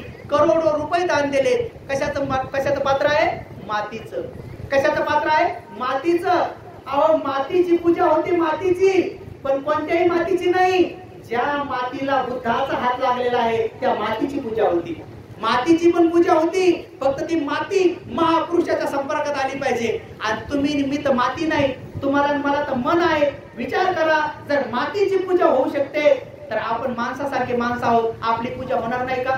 कुठेही गेलो तर लोक आमची पूजा करतात, पायावर पाणी टाकतात, हात जोडतात. कशामुळं? फक्त भगवंताच्या संपर्कात आल्यामुळं, भगवंताचं चिवर अंगावर टाकल्यामुळं. जर हेच चिवर भगवंताच्या अंगावर नसतं तर कोणी हातही जोडले नसते, कोणी वंदनही केलं नसतं, कोणी पूजाही केली नसती. तर बघा, अहो, लाकडाची पूजा होती, लाकडाची. बाबासाहेबांनी जी काठी दीक्षा घेत असताना जी काठी वापरली होती ती काठी मिलिंद कॉलेजला आहे. खेड्यापाड्यातले लोक येतात आणि त्या काठीचं दर्शन करतात. अहो, लाकडाची पूजा होते, पण कोणत्याही लाकडाची नाही. तुम्ही दुसऱ्या लाकडा म्हणते कोणाकडे, लोक फेक तिकडे, फेक पैक म्हणते. पण बाबासाहेबाचा हात लागलेला, बोधिसत्वाचा हात लागलेल्या काठीचं, अहो, लाकडाची पूजा करतात लोक, लाकडाची. लोखंडाची पण पूजा होते, लोखंडाची बी पूजा होते, दगडाची बी पूजा होते. गोयंका गुरुजीनं ग्लोबल पेगोडा बनवला मुंबईला. त्या ग्लोबल पेगोड्यामध्ये वर भगवान बुद्धाची अस्थी आहे. ज्यामध्ये अस्थी आहे त्या अस्थीत वर आहे, पण त्या अस्थीला सेफ करण्यासाठी पगोडा बनवलाय. तर लोक जातात आणि त्या पगोड्याला डोकं लावतात, त्या दगडाला डोकं लावतात. का? सगळ्या दगडाची पूजा नाही होत, सगळ्या दगडाची पूजा नाही होत. ज्या दगडामध्ये बुद्धाची अस्थी आहे त्या दगडाची पूजा होते. आलं लक्षात? मग विचार करा, निर्जीव वस्तूची पूजा होते. सगळ्याच कापसाची पूजा होत नाही, सगळ्याच कापसाची कोणी पूजा करत नाही. तुमच्या सगळ्यांच्या साड्या कापसाच्या बनलेल्या आहेत, कपडे बनलेले आहेत. तुमच्या साड्या आणि तुमचे कपडे तुम्ही वाळू घाला, कोणी हात वंदन करणार नाही. पण चिवर कुठे वाळू घालू द्या, लोक वंदन करतात. झाडावर जरी वाळू घातलं, कुठं वाळू घातलं तर लोक त्याला हात जोडतात. चिवराला हे बी कापसाचंच बनलेलं आहे, ते बी कापसाचंच बनलेलं आहे. पण भगवान बुद्धाचं चिवर त्या वैशालीच्या भिक्षापात्रात सापडलं, तिथं सापडलं. आजही लोक नुसतं त्याचं दर्शन करण्यासाठी करोडो रुपये दान देऊ लागलेत, की जेणेकरून आम्हाला एकदा फक्त भगवान बुद्धाच्या त्या भिक्षापात्राला हात लावता आला पाहिजे, हे डोकं ठेवता आलं पाहिजे. यासाठी नाना प्रकारचे लोक आपलं सर्वस्व द्यायला तयार आहेत. एका भंतीजीनं 14 टन सोनं 14 टन सोनं गव्हर्नमेंटला दिलं. 300 किलो सोनं बुद्ध गयाला दान दिलं. केवढ्यासाठी? फक्त मला एकदा बुद्ध गयामध्ये भगवान बुद्धाला ज्ञान प्राप्त झालेला जे बोधिवृक्ष आहे ना, ते जवळ जाऊन त्या बोधिवृक्षाला फक्त डोकं टेकू द्या, एवढ्यासाठी पुण्य केलं. तेवढ्यासाठी आपल्या गावात एवढा पिंपळ आहे, पण कधी त्याची पूजा करायची तुमच्या मनात येत नाही किंवा काही येत नाही. जवळ गोष्टी असतात, जवळच असतात, परंतु आपल्याला त्या साध्या कळत नाही. अहो, घरातल्या घरात तुम्ही पुण्य करू शकता, मायबापाची सेवा करू शकता. कोणाला जर सासू सासरे जिवंत असतील त्याची सेवा करू शकता. सासूची पाठ जरी घासली तरी पुण्य होते. सासूची पाठ घासली तरी पुण्य होतंय. पण प्रेमानं घासली तर, नाही तर साल्टच काढून टाकलं मग नाही तुम्ही. अशी पाठ घासली साल्टच काढून टाकलं, फिरून म्हणले नाही पाहिजे पाठ घास म्हणून. आहे का? आता पाठ घासू का नको मग साल्ट काढती असं. ही कोणती साधी पाठ घालण्याची पद्धत आहे? साध्या गोष्टी असतात. अहो, साधं तुम्ही कोणाला रस्ता दाखवला, एखादा पाहुणा येऊन जर तुम्हाला म्हटला की टमक्याचं घर कुठे आहे, थांबा आणून जर घातलं हे त्याचं घर आहे, एवढं जरी केलं तरी पुण्य होते. तुम्ही त्यांना मार्ग दाखवला. तुम्हाला अष्टांगिक मार्ग मिळतो केव्हा ना केव्हा. एक साधे रस्ते दाखवले तेव्हा ओरिजिनल रस्ता भगवान बुद्धाचा ज्याला अष्टांगिक मार्ग म्हटले तो मिळतो. साध्या गोष्टी आहेत, पण त्या बी नाही होत आपल्याकडं. जर आपल्याला कोणी विचारलं की टमक्याचं घर कुठे, मला नाही माहित भूताचे घर कुठे, पण याचं ते भांडण आहे ना. छोट्या गोष्टी. अहो, साधा तुम्हाला फोन आला विचारलं बा आमच्याची पोरगी आहे, आमच्या पोराला करायची आहे, तर कसे येते लोक? तर एवढं म्हणायला काय जाते आपलं? हो बा, चांगले आहेत, लेकरू बी चांगलं आहे. दुसऱ्याच्या लेकी बाळीचं जर लग्न होईल, चांगलं होईल, तर 2 शब्द प्रेमाचे सांगायला सुद्धा पुण्य होतंय. पण आपल्याकडून तेवढं नाही होत. आपल्या जर विचारलं ना टंकी पोरगी कशी आहे सांगा बा, तर काही लोक तेवढं उत्तर देत नाही. हो बा, चांगले तेवढं म्हणायला काय लागते? पण नाही सांगत लोक.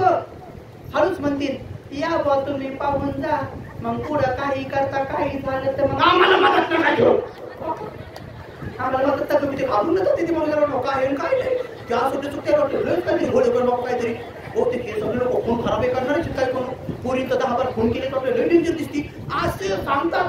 असे साधं सांगायला काय फरक पडतो? हा भले चांगलंय ठीक आहे, चांगले लोक आहेत. किती काय खतरनाक आहे काय, खून खराबी केले काय कोण एकमेकाला काय भाषा दिल्या का काय, पण एवढं सांगायला सुद्धा सांगू वाटत नाही कोणाला. 2 शब्द प्रेमानं कोणाचे चांगले सांगायला आपल्या मनात उत्पन्न होत नाही. साधा रस्ता सांगू वाटत नाही. म्हणून एकमेकाच्या कामात पडा. नवरा किती जरी मारकंड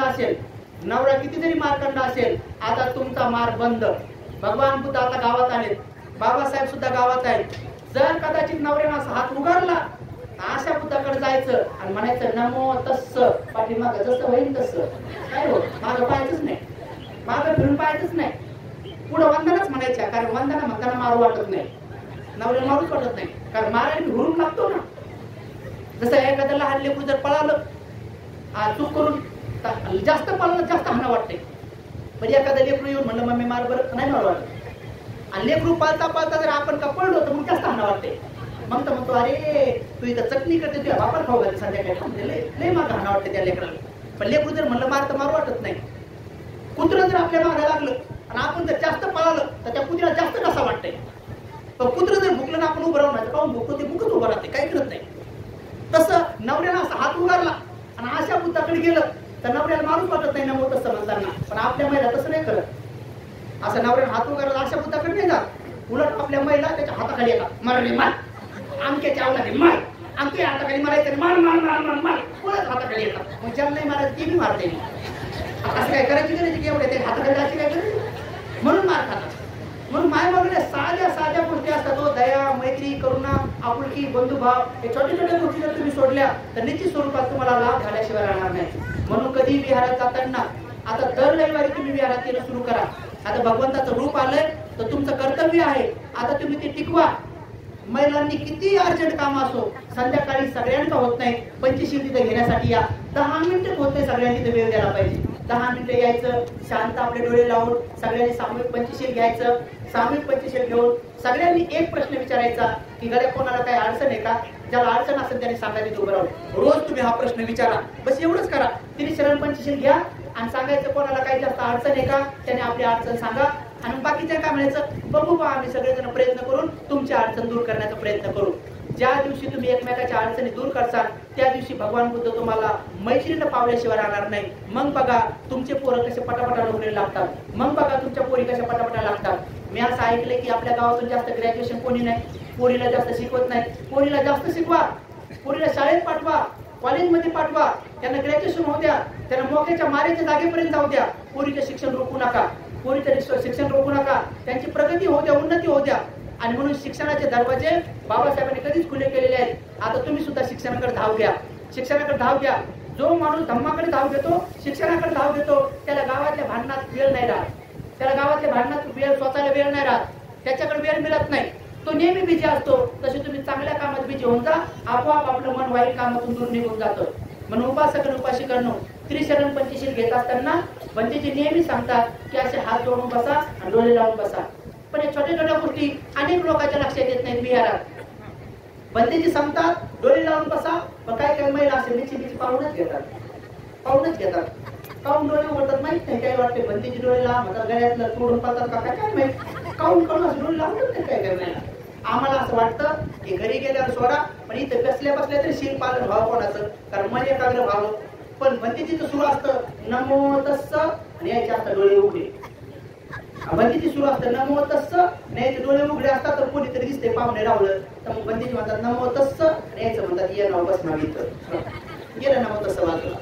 बंदीजी सुरू असते बुद्धं शरणं गच्छामि, यायचं सुरू असते केवढ्या घेतलं कानातलं केवढ्या घेतलं गळ्यातलं, असं अजून आली माय कोरोनात मिली मग अजून मिलीच नाही बघा, त्याचे गप्पा सुरू असतात. बंदीजीचं काय सुरू द्यायचं काय सुरू. आणि बंदीजी म्हणतात मग पानाती पाता वेरमणी शिक्का पदन समाधी आहे. खेड्यापाड्याचे लोक नीट ऐकत नाही बंदीजी काय म्हणले, त्याचा अर्थ बी माहित नसतो. पाना म्हणजे प्राणी, ती पाता म्हणजे मारणार नाही, वेरमणी म्हणजे वैर भावनेनं, शिक्का पद म्हणजे शिक्षापद, समाधी आम्ही म्हणजे भगवान बुद्धांनी ती शिकवणूक दिली की प्राणी मात्राची हत्या करणार नाही, ती शिक्षा मी ग्रहण करत आहे असं त्याचा अर्थ होतो. पण माहित नसतं. बंदीजी म्हणतात पानाती पाता वेरमणी आणि ते घाई म्हणतात पाण्यात पाहता यावानी शिक्का पदन समाधी. आता काय हाय काय तारखेळ बंदीजी म्हणतात पानाती पाता, ते म्हणतात पाण्यात पाहता येण्यावर. काही काय अर्थ माहित नसतो. तोंडाने म्हणतात ये आणि शरीराला पूर्ती करता दुसरी, हातावर मच्छर बसेल आहे आणि तोंडाने म्हणणं सुरू आहे पानाती पाता म्हणतात मारले, तोंडाने म्हणणं सुरू हत्या करणार नाही. हे काय केलं, काही काही खेड्यापाड्याचं म्हणायचं म्हणायचं म्हणा नाव पानाती पाता वेरमणी शिक्का पदन समाधी, ते सगळं डिपार्टमेंट मारलं तुम्ही तर म्हणताच मारलं. कोणतं पानाती पाता म्हणजे कळत नाही आपल्याचा अर्थ काय. अदेन्ना दाना वेरमणी म्हणजे चोरी करणार नाही, अदेन्ना म्हणजे जी वस्तू दिली नाही, वेरमणी शिक्का पदम. अरे बुद्धानं जे शिक्षापद सांगितलंय की ती मी चोरी करणार नाही. का भगवान म्हणता हत्या केली तर केव्हा केव्हा आपली हत्या होते, चोरी केली तर केव्हा केव्हा दुर्गतीला जावं लागते. दुर्गतीतून सुटलं इकडे किती व्यापार व्यवसाय टाकांना मिळत नाही, तोडत मिळत जातो, कारण दुसरं शिवतोडं किती होतं. भगवान बारीक बारीक गोष्टी सांगतात. आपल्याकडे अजून आदिनताना नीट कळलं नाही, रस्त्यानं पडलेली वस्तू सुद्धा उचलू नाही. ब्रह्मदेशामध्ये माझ्याकडे ब्रह्मदेशाचे बंदीचे आले, 3-4 महिने राहिले, त्यांनी मला एक गोष्ट सांगितली, खरी घडलेली घटना. ब्रह्मदेशामध्ये एकदा बाजारामध्ये सोन्याची अंगुठी हरवली. बाजारामध्ये सगळ्या बाजारातल्या लोकांना दिसली, पण बाजारातल्या कोणीही माणसाने ती अंगुठी घेतली नाही. का? कारण त्याचं दुसरं शिल्लक पक्क होतं. त्याने ती अंगुठी पाहिल्याबरोबर म्हणे आदिनदाना वेरमणी शिक्का पदं समाधी आम्ही, आमची नाही, आपण नाही घेतली पाहिजे, काही शील तुटतंय. सगळ्या बाजारांना पाहिली पण कोण घेतली नाही. दुसऱ्या दिवशी महानगरपालिकेचा झाडू मारणारा आला, त्यानं पण पाहिली, तोही म्हणे आदिनदाना वेरमणी. त्याची ड्युटी होती, त्यानं उचलली, साहेबाच्या टेबलवर नेऊन ठेवली. तो साहेबही सिलवान, साहेबही म्हणे आदिनदाना वेरमणी. भारतातला साहेब असतात म्हणला असता विकून ये 50-50, पण ब्रह्मदेशातला साहेब म्हणे आदिनदाना. पेपरमध्ये बातमी ती म्हणे. दुसऱ्या दिवशी पेपरला बातमी आली, ज्याची होती त्याला घरपोच अंगुठी मिळाली. बघा बरं किती चांगला देश. अहो ज्या देशामध्ये सोन्याची अंगुठी हरवल्यानंतर ज्याला घरपोच मिळते तो देश किती चांगला आहे. आपल्या देशामध्ये बुद्ध जन्मले, धम्म इथं जन्मला. आपल्या देशात सोन्याची अंगठी हरवल्यानंतर घरपोच मिळाल का हो? सोन्याची अंगठी तर सोडा, आपल्याकडे नवरा बायको बाजारला जाऊ द्या आणि बाजारात एखाद्या बायकोला 5 रुपयाचा डॉलर दिसू द्या, आपली बाई आदिनताना नाही म्हणणार, त्याचा पाय जोडून उभी राहील, त्या 5 रुपयावर पाय जोडून उभी राहील.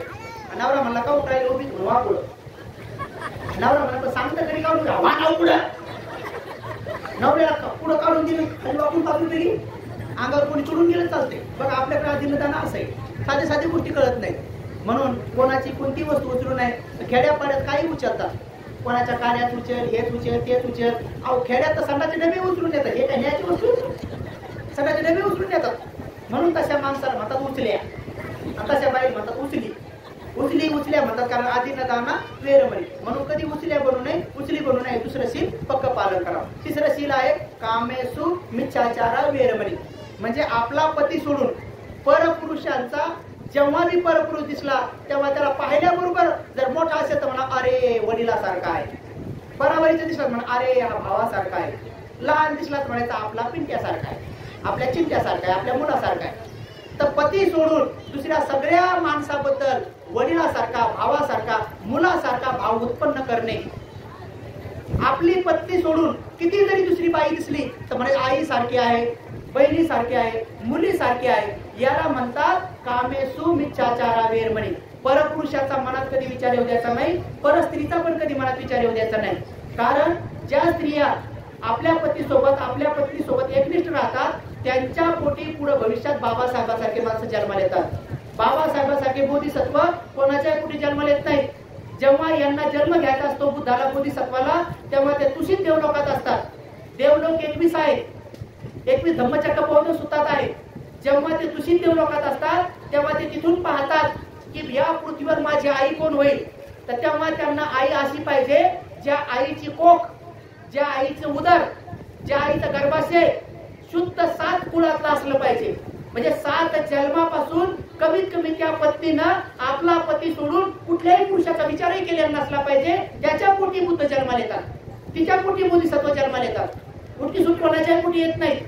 म्हणून फक्त भारतातच बुद्ध काय जन्मतात, कारण भारतात अशा अनेक स्त्रिया पाहायला भेटतात. कारण त्यांचं एकदा लग्न करून दिलं तर मरेपर्यंत ते पती सोबत राहतात. आणि बाकी अमेरिकेत, इंग्लंडला इकडे पोरी अशा आहे की दर 8 दिवसाला नवरे बदलतात. त्या मरेपर्यंत 100, 200 वेळेस लग्न करतात, 1000 वेळेस बी लग्न करतात. फक्त 3 दिवस लग्न टिकलं पाहिजे, 4थ्या दिवशी दुसरं करू शकता असा कायदा आहे तिकडं. म्हणून तिकडे बुद्ध जन्मत नाहीत, आनंद जन्मत नाहीत, बोधिसत्व जन्मत नाहीत, चक्रवर्ती सम्राट जन्मत नाहीत. सारे महापराक्रमी राजा, संत, तपस्वी, मुनी, योगी, बाबा सगळे या भारतात जन्मतात. सगळे भारतात जन्मतात. तुकडोजी महाराज, संत गाडगे बाबा, तुकाराम महाराज, हे सगळे चांगले चांगले, शिवाजी हे चांगले लोक काय जन्मतात, सगळ्या जाती धर्मात जन्मतात, सगळीकडे जन्मतात, सगळीकडे असतात ते चांगले लोक. कबीरासारखे लोक बघा तुम्ही, कशामुळं? केवळ आणि केवळ महिलांमध्ये ताकद आहे. माय मावल्यामुळे तुमच्यात ताकद आहे. हे तुम्ही जर समजा परिशुद्ध शील पालन केलं तर बरोबर तुम्हाला आई म्हणून पसंत करतात ते. आणि जी महिला भानकुदळ असते, जी महिला शील पालन करत नाही, जी महिला पंचशीलाचं उल्लंघन करते, त्यांना आई म्हणून ते पसंत करत नाही. जो पुरुष दारू पितो, पंचशील तोडतो, चुगल्या साड्या करतो, तर हे नुकसान आहे. तुम्हाला काय असं वाटलं की आपण गावामध्ये एकमेकांचे भांडण तंटे केले तर हा निसर्गात न्याय नाही का? निसर्गात न्याय आहे, निसर्गात त्याचा तोटा आहे. पण तुम्ही एकदा जोडायचं बघा आणि जिवंतपणे आता अधिष्ठान घ्या. तरुणपणे तरुणपणे असं म्हणा की मी माझ्या कायावाच्या मनाने कधीच गावात, पूर्ण गावात भांडण होईल, त्या मराठी लोकांतून आपल्यात वाद होईल, आपल्यात मातंगात वाद होईल, आपल्यातून कुंभारात वाद होईल, कुंभारातून धनगरात वाद होईल, किंवा धनगरात वाद होईल, किंवा बौद्धात वाद होईल, मातंगात वाद होईल, असं मी माझ्या कायावाच्या वचनाने मरेपर्यंत करणार असं अधिष्ठान घ्या बुद्धा पुढं. बघा तुमचा 7 दिवसात काय लाभ होतो. मला फोन करा, 7च दिवस घ्या, लिहून देतो मी तुम्हाला. फक्त तुम्ही पक्क ठरवा असं की मी माझ्या कायावाच्या मनाने कणभर सुद्धा कोणाची हानी करणार नाही, मी कधीच कोणाला अपशब्द मी बोलणार नाही, माझ्यामुळे काहीच फूट पडू देणार नाही. शक्य झालं तर मी जोडायचा प्रयत्न करेन, शक्य झालं तर मदत करेन, शक्य झालं तर उपकार करेन, शक्य झालं तर मी कोणाला दया वागेन, शक्य झालं तर करा, पण कमीत कमी पडू नका असं करा. बघा तुमचा 7 दिवसात लाभ होतो की नाही. 7 दिवसात होतो, नाही तर 7 हप्त्यात होतो, नाही तर 7 महिन्यात होतो. इतक्या लवकरात लवकर लाभ होतात, जिवंतपणे डोळ्याने लाभ पाहायला भेटतात. म्हणून माय मावल्यांनो, उपासक उपासिकांनो, हे सील इतकं भक्कम आहे. एवढं चांगलं आहे की शील पालन करून जर तुम्ही बोधिवृक्षाजवळ बसले आणि डोकं लावून तुम्ही जर मनात एखादी इच्छा व्यक्त केली, तुम्ही जर एवढं म्हणले की हा मी अंतःकरणातून भोजनदान दिलेलं आहे, मी अंतःकरणातून गरीबाला मदत केलेली आहे, मी एकीसाठी अंतःकरणातून झटलेलो आहे किंवा झटलेले आहे, हे खरं आहे, हे मोदी राजा हे सत्य आहे, माझं हे काम अडकलेलं आहे ते काम होऊ द्या, बघा तुमचं काम होतं की नाही. पण ते सत्य असलं पाहिजे, ते खरं असलं पाहिजे, त्याला सत्यक्रिया म्हणतात. सिद्धार्थ गौतम बोधिसत्वांनी याच पौर्णिमेला सुजाताच्या हस्ते खीर खाल्ली, ते पात्र घेतलं, निरंजन नदीमध्ये टाकलं आणि नदीच्या पुढं असं म्हटले की हे सत्य जर असेल, माझ्या सगळ्या पारमिता पूर्ण झाल्या असतील आणि जर मला बुद्धत्व प्राप्त होणार असेल तर हे पात्र प्रवाहाच्या दिशेने वाहणार नाही, उलट्या दिशेने वाहील. हे सिद्धार्थ गौतमांनी म्हटलं, अजून ते बुद्ध झाले नव्हते. आणि जेव्हा ते पात्र टाकलं तर आपले बाबासाहेब लिहितात पुढे काय म्हणतात, खरंच ते पात्र प्रवाहाच्या उलटे दिशेने वाहिलं आणि काळ राजाच्या दारी जाऊन डुबलं. हे बुद्धाने धर्मग्रंथात आहे. अरे बोधिसत्व सिद्धार्थ गौतमाने ही सत्यक्रिया केली, त्यांना याचा लाभ झाला. आपण तर त्यांचे शिष्य आहोत, आपण तर त्यांचे अनुयायी आहोत. तुम्ही बी करून पहा. मी ही गोष्ट हजारो वेळेस करून पाहिली, मी स्वतः प्रत्यक्ष करून पाहिली, म्हणून तुम्हाला सांगतो की ही गोष्ट खरी आहे. फक्त सत्य असलं पाहिजे, कोणतंही सत्य असू द्या. तुम्ही एवढं जरी म्हणले की मी हे खरं आहे की मी एवढंसं छोटंसं पुण्य केलेलं आहे, छोटंसं पण खरं केलेलं आहे, अंतःकरणातून केलेलं आहे, मनातून केलेलं आहे, तेव्हा माझी काया, माझी वाचा, माझं मन प्रसन्न होतं की मी ही गोरभर चपाती, माझी चपाती, मला खूप भूक लागली होती, मी खाणार होतो पण मला दया उत्पन्न झाली, मी यांना दिली. एवढं जरी असेल तरी तुम्ही बघा की तुम्हाला वाहक जरी खायला आला तरी तुम्ही एवढंच म्हणा, तुम्ही आरडू नका वरडू नका, एवढंच म्हणा, हा वाहक मला तेव्हाच खाईल जर माझ्याकडे पुण्य नसेल, पण माझ्याकडे कोरभर भाकर देण्याचं पुण्य आहे आणि खरं आहे. या सत्याच्या बलाने वाघ मला काही करणार नाही. बघा तो काय करणार नाही, विषारी साप सुद्धा तुम्हाला चावणार नाही. अनेक उदाहरण आहेत, असे अनेक उदाहरण आहेत. मी जेव्हा भिक्षा मागायला जात होतो तर शेतामध्ये जे पारधी भिलं राहतात त्याचे कुत्रे अंगावर धावत यायचे, इतक्या जोरात धावत यायचे, असं वाटायचं फाडून खातात की काय. पण मला भगवान बुद्धाची आठवण व्हायची की भगवान बुद्ध म्हणतात की अशा टायमात मुकेच उभे राहा आणि त्या प्राण्यावर मैत्री करा आणि त्याच्यावर कथा म्हणा की चतुर्पदे ही मे मेतम, ज्यांना 4 पाय आहेत त्यांच्यावर माझी मैत्री आहे. अपादके ही मे मेतम, अरे त्याचे 4 पाय आहेत, त्यांना मी कधी हत्या केलेली नाही, त्यांनी पण माझी हत्या करू नये, मला ते म्हणत राहा. असं किती वेळेस केलं, काय करत नाही ते कुत्रे, काय करत नाही ते साप. पण करून पहा तुम्ही या गोष्टी अंदाजी सांगत नाही मी तुम्हाला, हे खरं आहे. इतका बल आहे, एवढी मैत्री आहे आणि म्हणून मैत्री फक्त बुद्धापुढे शिकता येते. तुम्ही बुद्धाचं रूप आणलंय, सगळ्या गावामध्ये मैत्री वाढवली जाते, सगळ्या गावात मैत्री वाटल्या जाते, म्हणून मैत्री भावनेनं वागा, मैत्री भावनेने करा. पण छोट्या मोठ्या गोष्टी, जुन्या चालीरीती आपल्या डोक्यात असल्या, जुना स्वभाव असला तो कधी कधी सुटत नाही. ते एक गोष्ट तुम्हाला सांगतो. एक साधू होता, ते साधू ध्यानाला बसायचा. मग साधूकडे एक शिष्य आला, मग 2 आले, 100-200 साधू झाले. साधू ध्यानाला बसायचे. ध्यानाला बसता बसता काही दिवसानं एक मांजरीचं पिल्लू चुकून जंगलात गेलं आणि साधूच्या आश्रमातच म्याव म्याव करू लागले. साधू नेमके ध्यानाला बसले की ते म्याव म्याव करायचं, म्याव म्याव करायचं. साधू आणि सगळे संन्यासी जेव्हा बसायचे तेव्हा ते म्हणे मांजरीचे पिल्लू आपल्या ध्यानात त्रास करते म्हणे, काय करायचं. म्हणे आपण साधू आहेत, मारू शकत नाही, मारून टाकू शकत नाही, मग काय करायचं. मग त्याच्या पुढे दूध ठेवू. मग ते बिचारे ध्यानाला बसायचे तर त्याच्या पुढे दूध ठेवायचे, ते पिल्लू प्यायचं आणि पुन्हा म्या म्या करतच राहायचं. पोटभर पिलं तरी म्या म्या करायचं, यांच्या ध्यानात भंग व्हायचा. मग काय करावं.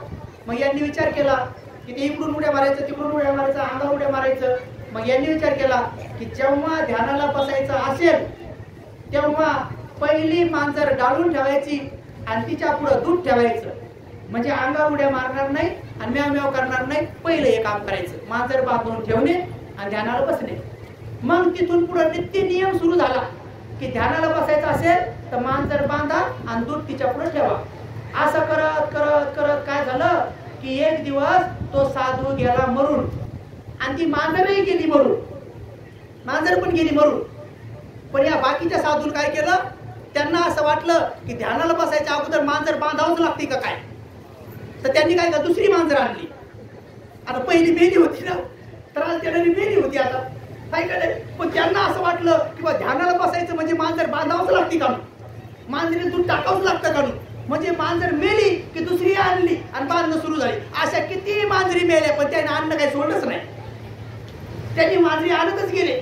तसं काही काही लोकांच्या डोक्यात त्या नेहमी असते पक्क की ही गोष्ट आपली परंपरेने चालत आली, ही आपण मरेपर्यंत चालू ठेवायची. म्हणून परंपरेने चालू ठेवलेल्या गोष्टी कधी कधी अंधश्रद्धा असतात, कर्मकांड असतात, म्हणून तुम्ही त्या चालू नका ठेवू. पण ज्या चांगल्या गोष्टी असतील त्या मात्र तुम्ही चालू ठेवा. म्हणून उपासक उपासिकांनो, तुम्हाला मी एक आज चांगली एक गोष्ट सांगून जातो की नवरा बायकोमध्ये भांडणं करू नका, वाद करू नका, पैसे जपून जपून वापरा, लेकरांच्या शिक्षणासाठी वापरा. असले की भसा भसा, नसलं की दात इचकून बसा. असं जीवन जगू नका, कारण ते काही चांगलं जीवन नाही. नवऱ्याला जास्त त्रास देऊ नका, बायकाला पण त्रास देऊ नका. पण चुकून बकून जर नवरा आणि सासू सासरे त्रास देत असतील तर मी तुम्हाला एक कला देऊन जातो. कितीतरी महिलांचे मला फोन येतात, बंदीच्या आमच्या घरातले वाद बंद झाले. ते एक सोपी कला आहे. संध्याकाळची या वेळ नवरा आपला घरी येत असेल, जर तो दारू पिणारा असेल, कसाही असेल, भांडकुदळ असेल, तर तुम्हाला तुमच्या हातात आहे की तुम्ही नवऱ्याला चांगलं बनवू शकता. संध्याकाळी काय करायचं, एक बकेटीत पाणी घ्यायचं आणि पाठ टाकून ठेवायचा आणि नवऱ्याची संध्याकाळी घरी येण्याची वाट पाहायची आणि चेहरा प्रसन्न ठेवून दरवाजात उभं राहायचं. चेहरा चांगला असला पाहिजे, प्रसन्न. पण ध्यानात ठेवा, बकेटीत पाणी हिवाळ्याचे दिवस असतील तर पाणी गरम असलं पाहिजे, नाही तर भांडत तिथंच होते. आणि उन्हाळ्याचे दिवस असतील तर पाणी थंड असलं पाहिजे. आणि नवरा संध्याकाळी घरी आला की बरोबर असे हात जोडायचे आणि हात जोडून लगेच म्हणायचं, स्वामी या, स्वामी या, स्वामी या म्हणायचं. स्वामीला पटावर उभं करायचं, स्वामीचे पाय धुवून द्यायचे, स्वामीचे पाय थोडे पुसून द्यायचे आणि संध्याकाळी पाय दाबून द्यायचे. आणि म्हाताऱ्या सासू सासऱ्यांची मालिश करून तेल लावून मग नंतर संध्याकाळी झोपायचं. त्या घरात कधी भांडण होत नाही. हे माझं प्रवचन ऐकलं तर एक महिला आली, खाली उतरल्याबरोबर मला म्हणे, भंतेजी तुमचं पटलं म्हणे, पण सासू सासऱ्याची सेवा करायला आणि नवऱ्याची सेवा करायला तसं ते गुणी पाहिजेत ना. म्हणजे महिलांना जास्त डोकं लावलं माझ्या, म्हणजे भंतेजी तसे ते गुणी पाहिजे म्हणजे एवढं सगळं करायला पाय घालायला. मी म्हटलं बा गुणी असो का तू गुणी असो, बुद्ध भगवान म्हटले ना करा मग करा. दुसरी बाई आली आणि म्हणे गुणी तर सोड म्हणे, पण पिणारा असला त्याचं काय करावं सांगा. बोला म्हणे भंतेजी, आता पिणाऱ्याचं काय करावं. मी म्हटलं बा पिणारा असेल तरी त्याची सेवाच करा. नवरा पिणारा बी असला तरी म्हणायचं, स्वामी या या या आणि कमी पिया पिया पिया. आणि स्वामी आले आले आले, स्वामी पडले पडले पडले, आणि स्वामी वकले वकले वकले, स्वामीला धरा धरा धरा. जे काय करायचे स्वामी स्वामी म्हणूनच करा. म्हटलं पाहत घरी एकदा करून पाहत घरी काय होते. ती बाई म्हणे, पण त्याची लग्न झाल्यापासून ते मला रोज शिव्या देते आणि मी रोज त्याचं भांडण करते म्हणे, आणि ते रोज भांडण करते, मी रोज शिव्या देते म्हणे. कोण्या गावाला जाते 2 शिव्या शिकून येते याला देते. आता माझ्या शिव्या बी पाठ नाहीत म्हणे, सगळ्या शिव्या देऊन झाल्या म्हणे. पण आता तुम्ही म्हणता तर उद्या हा पायात होते वर याचे पावभर काय होते तुम्ही. नवऱ्याला माहितच नाही बायको काय करणार आहे म्हणून. त्या बिचारीने माझं ऐकलं आणि बघा बघा किती चमत्कार झाला. त्या बिचारीने बकेटीत पाणी घेतलं आणि नवऱ्याची वाट पाहत बसली. संध्याकाळी हे भांगडा खेळत आला दारू पिऊन, त्याला माहितच नाही घरी काय होणार. ते आलं घरी दारू पिऊन आणि जसं दरवाज्यात आलं, आल्याबरोबर तिने हात जोडले म्हणजे स्वामी या स्वामी या असं म्हणल्याबरोबर ते चिंग पडूनच गेलं. असं पळालं, त्याला वाटलं दुसऱ्याच घरी आलो का काय करू, कारण आपल्या घरी कशी नाही भेटत. एकच काय स्वामी स्वामी कोण म्हणलं, ते आरबलं, त्याला वाटलं दुसरीकडे आलो का. असं चिंग पळालं. मग जरा जरा जरा पूर्व जरा काय सारे कापलंच घरी म्हणून पुन्हा त्याला धरून आणलं, पाटावर उभं केलं. त्याचे पाय धुतल्याबरोबर अर्धी उतरली त्याची आणि नंतर पाय दाबले तर पूर्णच उतरून गेली. 2 दिवस त्यानं पाय धु दिले, पाय दाबू दिले आणि 3ऱ्या दिवशी निम्म्या रात्री उठलं आणि लहान्या पोराला उठवलं. म्हणे बाबू 2 दिवसापासून माझे पाय धुणं सुरू आहेत, तर डॉक्टरनं मला काय मरायचा निरोप दिला का काय, म्हणे मी जाणार आहे का काय, म्हणजे काऊन असं करू लागले. ते म्हणे नाही बाबा तुम्ही मरणार नाही, ते भंतीजीने सांगितले म्हणे मम्मीला, म्हणून ती भंतीजी आई तसं करू लागली. त्याच्या लक्षात आलं की आपलं काहीतरी चुकतंय, आपली बायको लेकरं किती चांगले आहेत, मी कसं वागतो. त्यानं दारू सोडून दिली, ते सीधं घरी येतंय. त्या आईचा 2-4 महिन्यापूर्वी मला फोन आला, म्हणे भंतेजी प्रयोग सक्सेस झाला, दारू सुटली म्हणे. आता बघा मावल्यांनो, दुर्गुणी पतीचे दुर्गुण एक सद्गुणी महिला दूर करू शकते. म्हणून तुम्ही सद्गुणी बना, दुर्गुणी बनू नका. तुम्ही आज्ञाधारी बना, आज तुम्ही आज्ञा तोडणारे बनू नका.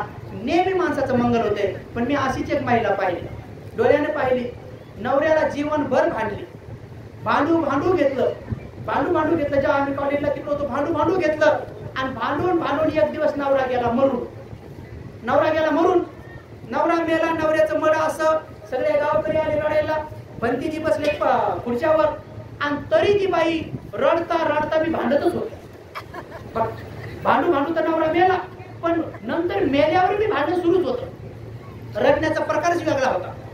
बाई रडता रडता म्हणे, सगळ्या गावच्या लोकांना म्हणे, बाई हा बुवा ऐकत नव्हता ना, आणि हा कोणाचाच ऐकत नव्हता व, आणि पोरी हो तुमचा आबा गोळ्या वेळेवर घेत नव्हता ना, आणि ज्या गावाला जाऊ नको म्हणलं त्याच गावाला गेला व करून गेला म्हणलं बाबा हे रड नाही भांडणं सुरू भांडू भांडू घे. पट्ट्याला भांडल्या. मग नंदा आल्या. नंदाला पाहिल्याबरोबर तर मग तर जास्तच भांडल्या त्या. म्हणजे आता आल्या का, जेव्हा भावाला गरज होती तेव्हा नाही आल्या. आता मग काय कापूस याचा तर भात्या का, आणि पैशाच्या गट्ट्याच्या गट्टी आंबोचा तर भात्या ना, आणि आता येऊन काय भाऊ बोलाल का, उठाना बहिणी आल्या 2 शब्द बोला. भांडू भांडू घेतलं ते. पण नंदानी अशा कलाकार त्या बी रस्त्यात तिथून भांडतच आले दरवाज्यात.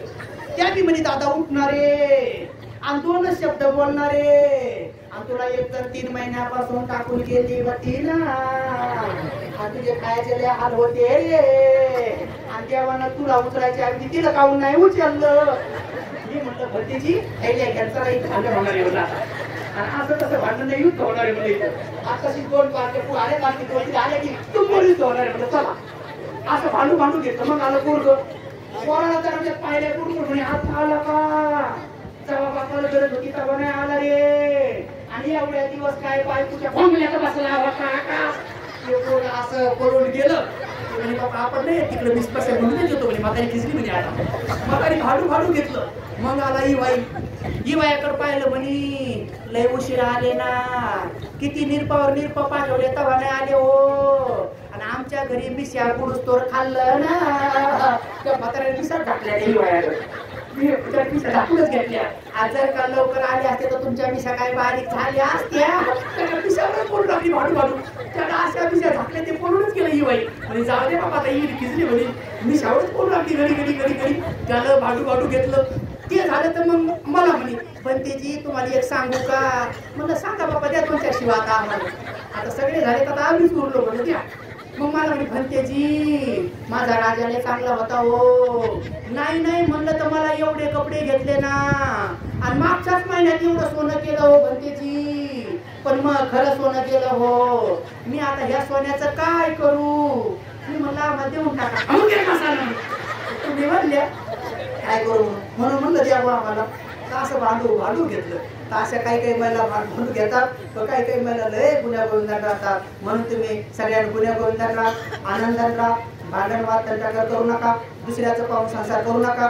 दुसऱ्याने घेतले शिंगलं मग आपण घ्यायच्या बस्या. दुसऱ्याच्या घरी आला ओनिडा टीव्ही, मग आम्हाला पण घ्या ओनिडा. तुमचा मोडा कंबरडा तरी चालतंय. दुसऱ्याच्या घरात आला हास, मुनावऱ्यात म्हणतात मला घ्या हास, तुम्ही घ्या झाडाला फास, पण मला पाहिजे हास. असं काही वागू नका. कोणाच्या घरात पाहिले 7 पीस, बाई घरी आल्यावर करते पीस. तसं काय वागू नका. तर नवऱ्यासोबत असं वागू नाही. तर त्याला म्हणतात दुसऱ्याचं पाहून संसार करणं. तसं करू नका. अनुकरण करू नका, अनुसरण करा. माता रमाई, भीमाई, सावित्री माई, आम्रपाली, सुजाता, विशाखा या खूप चांगल्या मावल्या होऊन गेल्या. त्यांचं अनुसरण करा. पण काही महिला काय करतात, अनुकरण करतात. त्याचं एक उदाहरण सांगतो आणि नंतर दुसरे एक उदाहरण सांगून प्रवचन समाप्त करतो. अनुकरण कसं करतात. एक होती मराठी बाई, एक होती मुस्लिम बाई. दोघ्या चांगल्या मैत्रिणी होत्या. कुठलंही काम सोबतच करायच्या. पण एक भानगड होती. मराठी बाईला हिंदी येत नव्हती आणि मुस्लिम बाईला मराठी जमत नव्हती. तुटका मुटका बोलायचा, जमून घ्यायचा. एक दिवस काय झालं, मराठी बाई आली आणि जात्यावर दळू लागली. आणि दळता तिची मैत्रीण होती मुस्लिम, ती पण आली आणि तिनं पण हातात हात दिला, ती पण लागली दळायला. दळता आपल्या महिला मुक्यामुखी दळत नाही, त्यांना हुकी ती गाणं म्हणायची. मग त्या बाईनं काय केलं, मराठी बाईनं केलं गाणं सुरू. माझा ग बंधू राया गेला मुंबई शहर आलं, घोड्याला मारली टाप गेला दिल्ली शहर आलं. मुस्लिम बाईला समजलं, पण तिला काय मराठी येत नव्हती. तिचं सुरूच माझा ग बंधू राया गेला मुंबई शहर आलं, घोड्याला मारली टाप गेला कलकत्ता शहर आलं. मुस्लिम बाई म्हणे तिचा भाऊ लांब पाठवला म्हणे, आपला भाऊ आपण कुठंच नाही पाठवला. मग ती मुस्लिम बाई राहिली आणि लगेच सुरासूर मिसळवला. म्हणजे जिधर जिधर तेरा भाई उधर उधर मेरा भाई, जिधर जिधर तेरा भाई उधर उधर मेरा. आता भड्याला कशी टाक मारा, कुठे जाऊ दे. जिधर जिधर तेरा भाई उधर उधर मेरा भाई. आम्ही समाजात हिंडतो फिरतो पाहतो, आम्हाला लय लोक लय महिला अशाच दिसतात जिथं जिथं तेरा बाई उदर तेरा बाई. एक बाई दुसऱ्या बाईच्या घरी जाते, काय म्हणते, बाई चाला ना हो. ती म्हणते कुठं, आज नागपंचमी आहे ना, आपण सापात दूध पाजायला जाऊ. ती म्हणते हो बाई, जिथं जिथं तेरा बाई उदर नेरा बाई आणि बापल्याचं बाप काही घरी नाही. चला सगळेजण एवढं एवढं दूध घेतात आणि जिथं वारुळ आहे तिथं जाऊन सांडून येतात. आणि खरा साप निघला पाय पाय निघून पडते. यालाच म्हणतात जिथं जिथं तेरा बाई उदर नेरा बाई. म्हणजे दुसऱ्याचं पाहून पाहून करायचं, फक्त दुसऱ्यांचं जसं केलं तसंच करायचं. तर तसं अनुकरण करू नका. असाच औरंगाबादला एक माणूस होता, दुसऱ्याचं पाहून पाहून त्यानं बी आपल्या पोराचा बड्डे ठेवला आणि बड्डेला खर्च किती केले, 2 लाख रुपये. आजकाल लय परंपरा सुरू झाली, बड्डे लग्नाचे बड्डे हे बड्डे. अरे शिक्षणावर खर्च करा, जास्त बड्डेवर खर्च करू नका. वहीवर करा, पेनवर करा, पुस्तकावर करा, ट्युशनवर करा, नाना प्रकारच्या शिक्षणाच्या संदर्भातल्या गोष्टीवर करा, पण इकडे व्यर्थ खर्च करू नका. पण असंच बड्डेला मला नेलं, 2-3 मिनिटात प्रोजेक्ट समाप्त करावे. 2 उदाहरण आहेत, एखाद्या चिंता नाही का. मला नेलं म्हणे, भंतेजी मी ह्या पोराच्या बड्डेवर 2 लाख रुपये खर्च केले. मला वाटलं याच्या पाठी 2 लाख बुके मारा. मला का एवढे कशाला खर्च केले, तुमचं पोरग महानगरपालिका शाळेत टाकणार आहे का? नाही म्हणे केम्ब्रिज शाळेत टाकणार आहे. औरंगाबादला केम्ब्रिज शाळेची फी 1 लाख रुपये आणि वर्षभराचा खर्च 1 लाख आहे. म्हणजे केजीला तुमचं पोरग शिकताना 2 लाख रुपये खर्च येणार आहे आणि पोरग नोकरीला 20 वर्षाला लागणार आहे. दरवर्षी 2 लाख जरी पकडले तर 20 वर्षाचे 40 लाख रुपये शिक्षणावर खर्च होणार आहे. बाबा कशाला बड्डेवर खर्च करता म्हटलं. 1,90,000 त्याच्या अकाउंटला टाका आणि 10,000 रुपये खर्च करा, पुढच्या वेळेस तरी तुला येणार नाही. त्याच्या लक्षात आलं की भंतीजीला काय सांगायचंय. पण कसा बड्डे साजरा केला, 1 लाखाचा हॉल घेतला, 15-20 हजाराचे फुगे लावले आणि पोराच्या वजनाचा केक आणला आणि मेणबत्ती भली 1-2 किलोची आणली मोठी. आणि मला विचारू लागले, भंतेजी मेणबत्ती कुठं लावू. मी म्हटलं केक सोडून कुठेही लावा, कारण केकवर लावसाल तर पकडून पकडून केक मध्ये पडत, लोकांना खावा लागत तर मेणबत्ती खावा लागत. एक जणाला नाही भंतेजी मेणबत्ती केकवरच लावा लागते. म्हणलं मग लावा. बघा जिधर जिधर तेरा भाई उधर उधर मेरा भाई कसे. मग म्हणे भंतेजी आता मेणबत्ती कधी फुकू. म्हणलं नका फुकू, राहू द्या उजळ. म्हणे नाही फुकावं लागती. म्हणलं मग फुका, द्या फुकून, फुका म्हणलं. त्या पोराला म्हणे फुकरे. आता पोरग लहान आणि मेणबत्ती मोठी. त्या पोराने केलं फू फू, ती काय विजयच ना. मी म्हटलं एक काम करा, 2 नारळ त्याचं पोट दाबा, तवा हवा निघेल म्हणलं, दाबा जोराने पोट दाबा म्हणलं. मग मम्मीने डोळे वाचले, म्हणजे फुकणारे. ते पोरग फुकायला गेलं तर केकवर फुकलं. त्याची लालच पडली. अरे बापरे म्हणलं, मेणबत्ती पडली आता लालच पडली. नंतर मला म्हणे भंतीची फुगा कधी फोडू. म्हणलं मी गेल्यावर फोडा. नाही म्हणे आत्ताच फोडावं लागते. म्हणलं मग फोडा. फोडा तर अर्धी चमकी केकवर आणि अर्धी आमच्या डोक्यावर. आमच्या डोक्यावर चमकी पडली तर निघत नाही, तुमची अशी झटकली तर निघून जाते, आमची अशी काढली तर डबल चिकटते.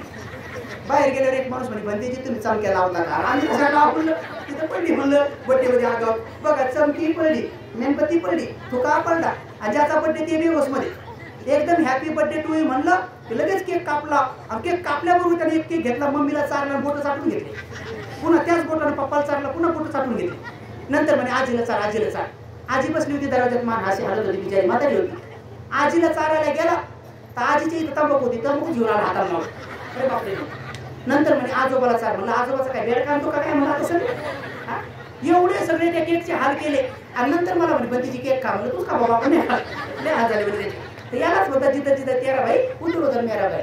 म्हणजे साध्या गोष्टी कळत नाहीत. आता बुद्धाचं रूप आलंय. आपल्या लहान लहान लेकरा शिकवा, मेणबत्ती कशी लावतात, अगरबत्ती कशी लावतात, फुलं कसे टाकतात, कसं वंदन करतात, कसं गुडघ्यावर बसायचं, कसं ध्यान करायचं, नंतर अभ्यास कसा करायचा, किती घंटे करायचा, नंतर किती वाजता करायचा, कोणत्या वाजता करायचा, कसं स्मरण ठेवायचं, ते सारं प्रशिक्षण देणं सुरू करा. हळूहळू सुरू करा. मी पण थोडं लक्ष देईन, हळूहळू लक्ष करा. नंतर मी बऱ्याच जण तिकडे पण घेऊन जाईल. तर हे सगळं शिकवणं सुरू जर केलं तर निश्चित स्वरूपामध्ये तुमचं मंगल झाल्याशिवाय राहणार नाही, तुमचं कल्याण झाल्याशिवाय राहणार नाही. पण जर हे संस्कार नाही पडले, नंतर कसं बसायचं, कसं उठायचं, कसं जेवायचं हे जर नाही कळलं तर पुढं खूप हाल होतात. एकदा डॉक्टर, पोरगी डॉक्टर, पोरगं डॉक्टर आणि त्याचं लग्न, आणि त्याच्या लग्नात मला नेलं आणि त्याला काहीच वळण नाही धम्माचं काहीच माहित नाही. आता लग्नाच्या दिवशी बुद्धा पुढं मेणबत्ती लावायला एक वाटी आणावं, एखादा ग्लास आणावं, अगरबत्ती लावायला, फुलं ठेवायला एखादा कटोरं ठेवा. एवढ्या साध्या गोष्टी माहित नाही. 68 वर्ष झाले बौद्ध धम्म घेऊन तरी माहित नाही. लग्न लावायची वेळ आणि मग मी म्हटलं मेणबत्ती लावा, तर मला विचारू लागले ते डॉक्टर ती पोरगी भंतीची मेणबत्ती कुठे लाव. मी म्हणलं लावा इथं जागा सोपली लावा म्हणलं. आता तुम्हाला वाटीत नाही आणता आले पण इथं लावा म्हणलं. मी असं धरून बसतो म्हणलं, तुमचं लग्न होतो लावा म्हणलं. आणि अगरबत्त्या 2 कानात टाका म्हणलं माझ्या. 2 कानात ते म्हणलं जागा इथे तुम्हाला तर ग्लास आले. मग मुख घाबरले ती एकदम. म्हणजे एवढं लक्ष देत नाही की लग्न कार्यात काय लागतंय काय नाही, कसं लग्न राहावं काय नाही. अनेक जणांना ह्या सोप्या सोप्या गोष्टी माहीत नाही, साध्या साध्या गोष्टी माहीत नाही, धम्मसंस्कार माहीत नाही. म्हणून आपण धम्मसंस्कार शिकून घ्या. धम्मसंस्कार जर शिकून घेतले तर निश्चित स्वरूपामध्ये तुमच्यामध्ये दानवृत्ती येईल, सीनवृत्ती येईल, समाधीवृत्ती येईल आणि प्रज्ञायुक्त जीवन जगून तुमचं जीवन सुखमय बनेल. आणि या संसारामध्ये पिढ्यानपिढ्यापर्यंत तुमचा उद्धार होईल. 7 पिढीपर्यंत जर आपलं धन कमी होऊ नये तर त्यांनी आपल्या उत्पन्नाचे 4 हिस्से करावे. एक आपल्या मायबापाला सांभाळावं, दुसरं आपल्या बायका लेकरांना चांगलं सांभाळावं, शिक्षण चांगलं द्यावं, तिसरं गावात जर कोणी भंतीचे आले तर त्या भंतीचं भोजन बिजन दवा पाणी काय असेल ते करावं. आणि चौथं आपला उत्पन्नाचा 4था हिस्सा नवीन एखादा व्यापार व्यवसाय सुरू करावा हे बुद्धाने सांगितलेलं आहे. जे लोक आपल्या उत्पन्नाचे 4 हिस्से करतात त्यांच्या संपत्तीवर 8 संकट येत नाही. 7 पिढ्यामध्ये त्यांची संपत्ती भूकंपात नष्ट होत नाही, सुनामीमध्ये नष्ट होत नाही, ज्वालाग्रहीमध्ये नष्ट होत नाही, चक्रीवादळात सापडत नाही. जर उत्पन्नाचे 4 हिस्से नाही केले, आपल्या मायबापाचं भरणपोषण नाही केलं, लेकराबाळाचं भरणपोषण करून चांगलं शिक्षण नाही दिलं, नवीन एखादा व्यापार व्यवसाय नाही केला आणि भिक्षू श्रमणांना भोजन नाही दिलं, जर असे 4 हिस्से नाही केले तर 7 पिढीत एकदा होत नाही त्यांची संपत्ती भूकंपात नष्ट होते, सुनामीमध्ये नष्ट होते, चक्रीवादळात नष्ट होते आणि पाण्यामध्ये वाहून जाते. नाहीतर त्यांच्या घरामध्ये निपुत्रिक जन्माला येतात, लेकरूबाळ होत नाही, म्हणजे ती संपत्ती आपोआप राजाकडे जाते. दुसरं संकट, त्याची संपत्ती चोरीला जाते, नाहीतर भांडण होऊन पोलीसवाल्याकडे जाते, वकिलाकडे जाते, नाहीतर त्याची संपत्ती चोरीला जाते. आणि 4थं संकट आहे की ते नियमित बिमार पडून त्याची संपत्ती दवाखान्यात जाते. म्हणून हे 8 संकट जर तुमच्यावर एवढ्याचे नसतील तर बुद्ध भगवंतांनी सांगितलं उत्पन्नाचे 4 हिस्से करा. मायबापाला सांभाळा, आपल्या बायका लेकरांना चांगलं सांभाळा, त्यांना चांगलं शिक्षण द्या. गावात कोणी श्रमण भिक्षू आले किंवा महाराज बाबा बुवा आले चांगल्या मार्गावर चालणारे तर त्यांना भोजन आधी द्या. आणि नवीन एखादा व्यापार व्यवसाय टाका. थोडे कोणते पैसे गुंतवून ठेवा, सोन्या नाण्यावर जास्त पैसे गुंतवू नका. शेती तरी घ्या, प्लॉट तरी घ्या, बँकेत तरी टाका की जेणेकरून तिथं थोडी आवक होईल. म्हणून आवश्यकतेवर खर्च करा, इच्छेवर खर्च करू नका. आणि दान धर्म करत राहा, कारण दानाने लोभ कमी होतो, श्रद्धा वाढत जाते, दानाने दया वाढत जाते आणि आपला चिकटपणा कमी होऊन जातो. पण जर दान नाही दिलं तर माणूस चिकटपणात जातो आणि तो लोभी बनत जातो. आणि मग लोभी मनुष्य आपोआपच आपल्या हितशीर लोकांना सुद्धा दूर दूर करतो. आणि तो लोभामुळेच आपल्या मायबापाला सांभाळत नाही, भावा बहिणीला सांभाळत नाही, गावात कोणा संगीत राहत नाही, कारण त्याला अति लोभ असतो. म्हणून दान करत राहा, शील पालन करत राहा, ध्यान करत राहा. शेवटी दानाचं एक उदाहरण सांगतो आणि प्रवचन समाप्त करतो. असाच एक माणूस चिकट होता, भला चिकट होता. आणि तो चिकट माणूस गेला बाजाराला आणि बाजाराला गेला उशिरा. चिकट माणसं उशिरा जातात बाजाराला, कारण उशिरा गेल्यानंतर भाव करायची गरज नाही. 10 रुपये सगळे वांगे किडकी किडकी, 20 रुपये सगळा भाजीपाला सारखा सारखा, 15 रुपये सगळे केळी एकदम काळे खराब खराब. असा भाजीपाला काही करून उशिरा आणतात. असा चिकट माणूस बाजाराला गेला उशिरा आणि बाजारात भेटला भिकारी. त्या भिकाऱ्याने सगळा बाजार सोडला आणि या चिकट माणसालाच म्हणे 1 रुपया दे. हा चिकट माणूस म्हणे 1 रुपया वाचवायसाठी मी उशिरा आलो. पण याला काय द्यायचं नव्हतं, चिकट माणसाला टाळून द्यायचं होतं. चिकट माणूस म्हणे मी तुला 1 रुपया देतो, पण एक काम कर, उद्या माझ्या घरी ये. त्याला द्यायचं नव्हतं, टाळून द्यायचं होतं.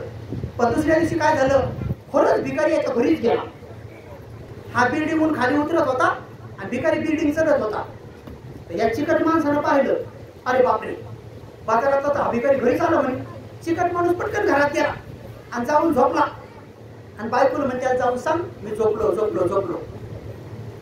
बायको गेली आणि त्या भिकाऱ्याला म्हणे आव ते झोपले म्हणे. भिकारी म्हणे काय हरकत नाही, ते उठूस तर मी इथंच बसतो म्हणे. भिकारी भारीच भेटला. बायको पुन्हा घरात गेली म्हणे उठा आणि 1 रुपया फेका म्हणे. ते बसलंय पायरीवर म्हणे आणि ते दिवसभर बसलं तर दिवसभर झोपावं लागेल तुम्हाला, त्याच्यापेक्षा 1 रुपया फेका ना म्हणे. पण हा माणूस जास्त चिकट होता. हा झोपल्या झोपल्याच बायकोला म्हणे एक काम कर, त्याला जाऊन सांग मी मेलो. आणि बायको म्हणे माय माय माय माय माय माय फक्त 1 रुपयासाठी मारतात का, तुला जेवढं काम सांगितलं तेवढं कर म्हणे मेलो सांग. बिचारी बायको आली, बारीक तोड केलं म्हणे आव ते मेले म्हणे. भिकारी म्हणे काय हरकत नाही. भिकारी उठला, सगळ्या गावच्या लोकांना जाऊन सांगितलं की तुमच्या गावात मेळावं वगैरे. आता सगळ्या लोकांना माहीत झालं, सगळ्या लोकांनी कामं धंदे दिले सोडून आणि याच्या बिल्डिंगचा तरी घोळकाच घोळकाच. आणि 4-5 लोक गेले, सामान सुमान बी आणलं बाजून करायचं. त्याच्या बाजून पाहिजे म्हणे बाय लोक आले म्हणे खरंच देतील ना म्हणे उठायला म्हणे. पण हा माणूस असं डोळे वाचून पडत असतो, खरंच मिळाला. आणि मग 4-5 लोक वर गेले म्हणे आता माणूस गेला उचला म्हणे. त्याला जसं उचलायला लागले त्याची बायको म्हणे बापा हो थांबा, थोडे थांबा म्हणे, ते काय गेले नाही, ते काय गेले नाही. तर लोकांना वाटलं बाई रात्रभर रडली असेल आणि डोक्यावर परिणाम झाला असेल. तर म्हणे होते बाई कोणाला होते बा म्हणे बाजूला. तिला बाजूला केलं, याला उचललं तरी असाच बायको त्या बोला ना, लोक सांगा ना. तर लोक म्हणे बाई माणूस मेल्यावर काय बोलत नसते, जे काय बोलायचं होतं ते कालच बोलून घ्यायचं होतं. मी आता गेलो उचलून सगळ्या बिल्डिंगच्या खाली आणला तरी असाच, बांधबुंद केला तरी असाच, उचलून स्मशान भूमीत नेला तरी साऱ्या रस्त्याने मी असाच. लय चिकट माणूस, भला चिकट. तिथं नेऊन त्या गौऱ्यावर ठेवला, गौऱ्यावर ठेवला तरी असाच. शेवटी त्याची बायको परत झडत गेली. म्हणे बापाय हो थोडं थांबा म्हणे, ते खरंच मेले नाही, 1 रुपयाचं घोडे म्हणे, 1 रुपयाचं घोडे. लोकांना वाटलं यायचं भांडण झालं असेल रात्रीचं. म्हणजे होतंय बाई कोणाचं होतंय म्हणे भांडण. तिला बाजूला ओढून दिली आग लावली तर तिनं तोंडच फिरवलं. माय बुवा मेलावर 1 रुपयासाठी मेला म्हणे आम्हाला. पण जेव्हा त्याला चांगला चटका लागला, इकडं सरकला तर गौऱ्या पडल्या बदबद. जेव्हा इकडून चटका लागला तर इकडं सरकला तर गौऱ्या इकडं पडल्या बदबद. बस चांगला चटका लागला. जेव्हा चांगला जाळ झाला, मोठा चटका लागला, तेव्हा तनकन उडी मारली बाहेरच आला. आणि बाहेर आल्याबरोबर भिकारी चल काढ 1 रुपया. एवढा सगळा मारायचा ड्रामा केला पण भिकारी काय सोडला नाही. म्हणून असे अनेक लोक चिकट असतात, पण अनेक लोक दानी पण असतात. जसं तुम्ही सगळे दानी आहे, तुम्ही भगवंताचं रूप घेतलं. बुद्धाला लॉर्ड बुद्धा म्हणतात, बुद्धाला सुप्रीम बुद्धा म्हणतात. आणि म्हणून या सुप्रीम बुद्धाचं, लॉर्ड बुद्धाचं रूप तुम्ही आपल्या गावात आणलं तर तुम्ही लॉर्ड होणार नाही का? लॉर्ड बुद्धाची पूजा केली तर तो माणूस गरीब राहील का? सुप्रीम बुद्धाची पूजा केली तर तो माणूस मागे राहील का? आणि म्हणून तुम्ही सगळे पुण्यवान लोक अशीच तुमची प्रगती होत राहो, तुमचं असंच मंगल होत राहो, कल्याण होत राहो. अशीच मैत्रीची भावना आजच्या क्षणी करतो आणि धम्मदेशना समाप्त करतो. सर्वांचं मंगल हो, सर्वांचं कल्याण हो, सर्वजण सुखी हो, सुखी हो, सुखी हो. नमस्कार. बुद्धं नमामि, धम्मं नमामि, संघं नमामि. म्हणा आज आम्ही हे जे पुण्य कमावले आहे ते पुण्यकर्म आम्ही बाबासाहेबांना अनुमोदित करीत आहोत. दुसऱ्यांदा तिसऱ्यांदा अनुमोदित करीत आहोत. अनुमोदित हो, अनुमोदित हो, अनुमोदित हो. आम्ही सर्व भाऊ भाऊ, बहिणी भाऊ, माय लेकी, पती पत्नी, बाप लेकर सर्व गावकऱ्यांसोबत मैत्रीने वागू अशी शपथ घेत आहोत. आपुलकीने वागू, कोणाच्याही वादामध्ये आम्ही आमचा सहभाग ठेवणार नाही. सर्व गावकऱ्यांसोबत, आजूबाजूवाल्यांसोबत, सर्व मानवतासोबत जात धर्म पंथ सार विसरून मानवतेच्या नात्याने वागू. बाबासाहेबांनी दिलेल्या 22 प्रतिज्ञेचे कटाक्षाने पालन करू. माता रमाईचा त्याग ध्यानी धरून आम्ही सुद्धा त्यागाचे जीवन जगून भारत बौद्धमय करण्यासाठी प्रयत्नशील राहू. विश्व धम्म राज्य बनवण्यासाठी प्रयत्नशील राहू. सर्वांचे मंगल हो, सर्वांचे कल्याण हो, सर्वजण सुखी हो. साधू साधू साधू. आशीर्वाद गाठा होईल सर्वांनी हात जोडून.